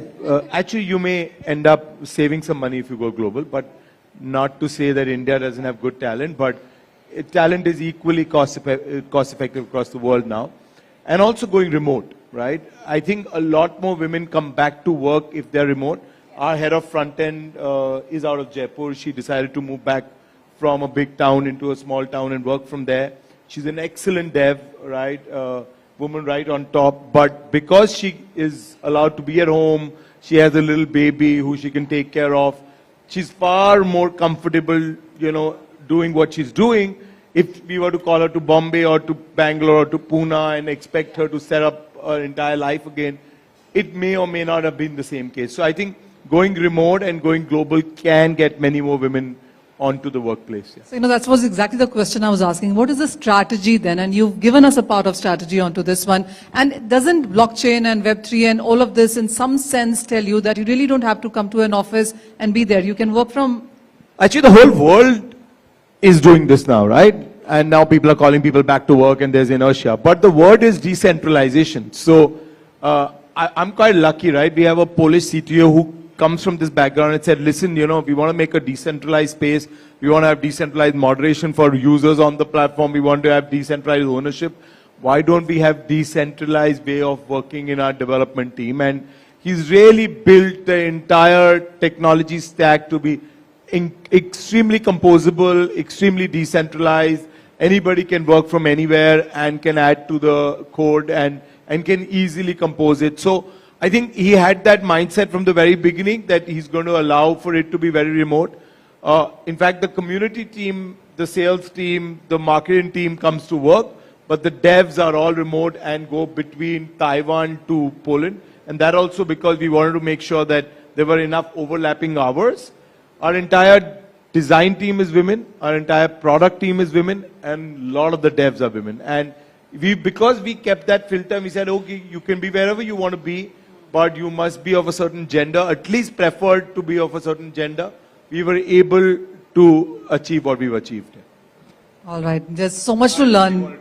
I don't know, but I think I will read in the money. No, I'm actually coming with strategy. So if you have a strategy on this, please go I ahead with have that. a hypothesis, Manisha, right? So I disagree with Tarun on one bit because, we are a young organization. We don't have tech leads. We only have devs who are doing everything, right? And the average age of the organization leaving me and my co-founders between 21 to 23. So they don't have the problems of kids. They don't have the problems of marriages. We're all remote, so that's not a problem. So I think for me, the hypothesis of why I don't find as many women in the development team is it's an ecosystem that seems and sounds esoteric. It's an ecosystem that's confusing and it's just intimidating, right? And maybe it's a generalization, but I felt like it's easier. I've seen a lot of men just fake it. I don't think most people in this ecosystem really understand the ecosystem. Everyone scratches the surface, and that's true for all of us. I think most of us out here. I think it's easier for, men to not know and still be confident enough to go ahead and do things. And I'm sure Gyan will know this, but until you're fairly convinced that you deeply understand the problem, a lot of women really struggle to sort of go out there and say, yes, I will do this. And that's so many intimidating men also. Absolutely. Yeah. Absolutely.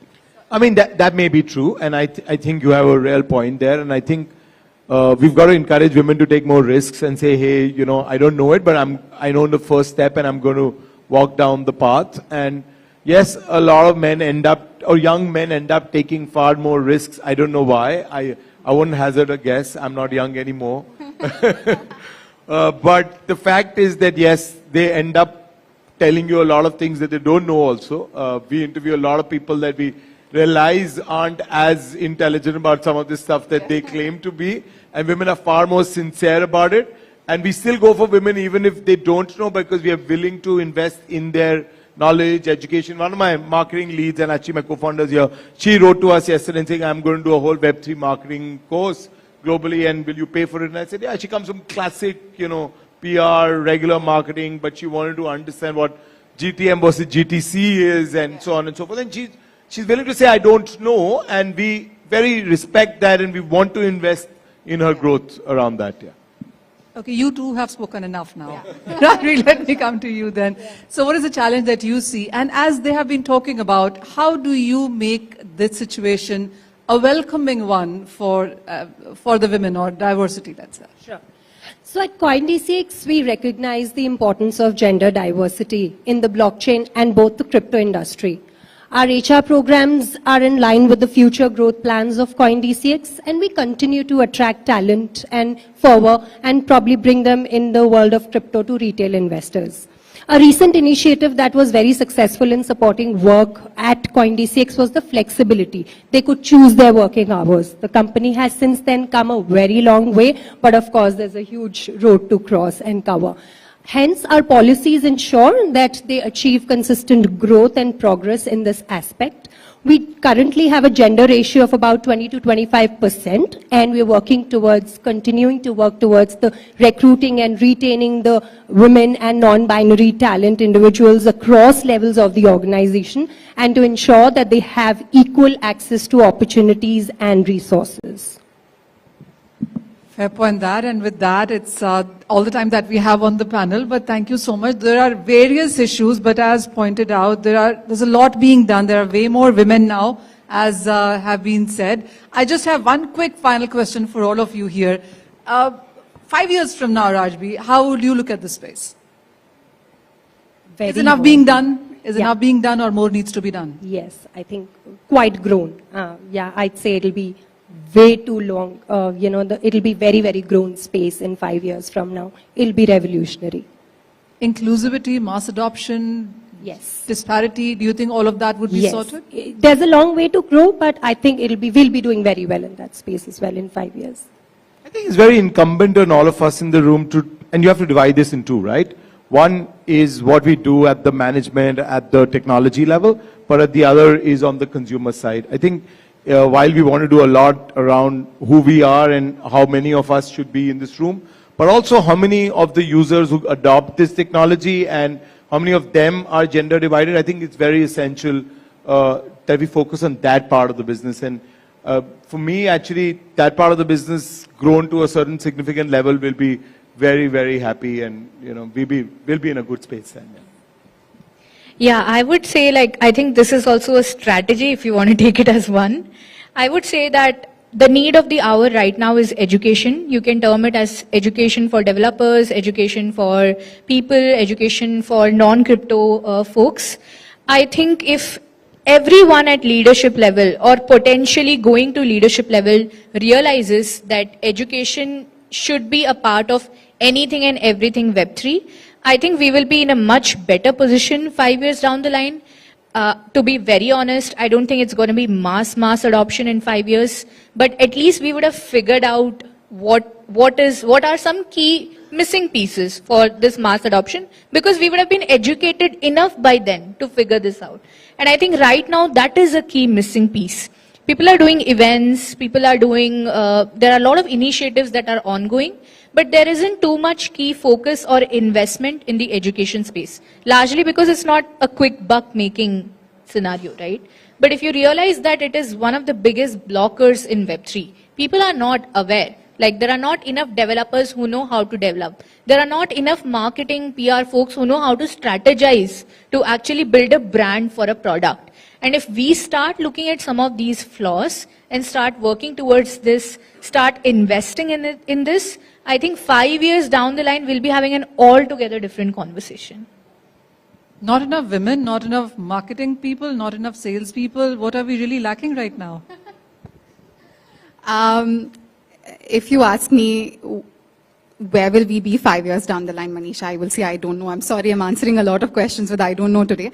But very simply, I think I'm a healthy skeptic, and I feel like Web3 hasn't found its product market fit, right? And if Web3 hasn't found PMF and we are at 3 million users, like Gaurav said, you can solve for diversity, it doesn't solve the industry problem. I'm saying we should get more people to use it, and then we'll start getting more women to use it. I think we're we're somewhere along the way, I think Ravi mentioned this, there are a lot of things that are being done today to dramatically improve user experience, to dramatically make it easier for people to come on board. But yeah, Web3 needs to find its product market fit before that happens. Oh, well, there's just so much to be done, but I can tell you one thing, you know, with all the events that we've been doing and all the cities that we've been going to and the kind of mix that we get into and the kind of feedback that we get with these events that we're doing, at least what we're doing is getting all stakeholders under one roof, and there's a lot of conversation, I can assure you, that is going on with this. Namaste Web3, and that's the last panel of the day. Thank you so much. Thank you so much, panelists, for being here, and yet another amazing conversation.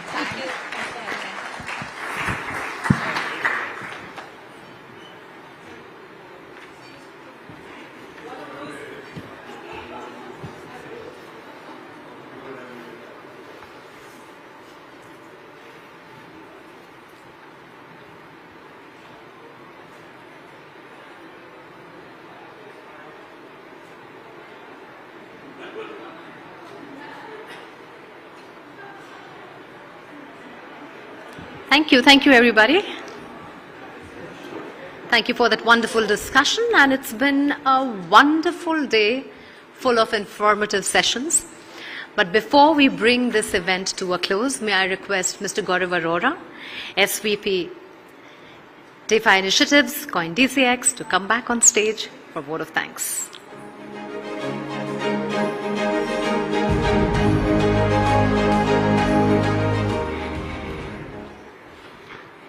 Hi everyone. I should say namaste everyone.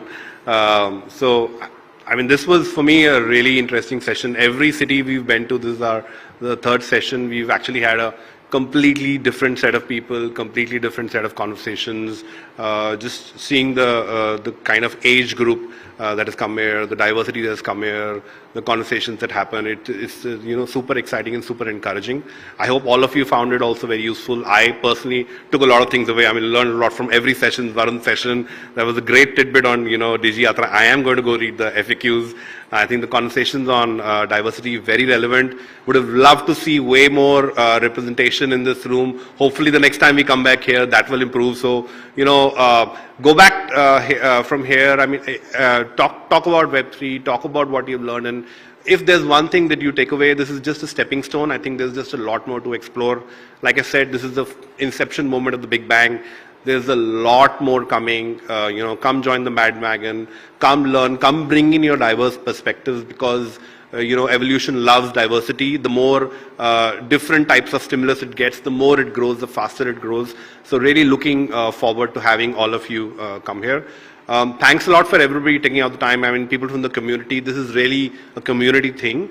So really looking for you to join the community. Those the community who've taken out the time, Bharat Web3 Association, Mr. Dilip. So everybody who's just come here, it's really, really amazing for all of you to be here. Thanks a lot, and hope to see you soon.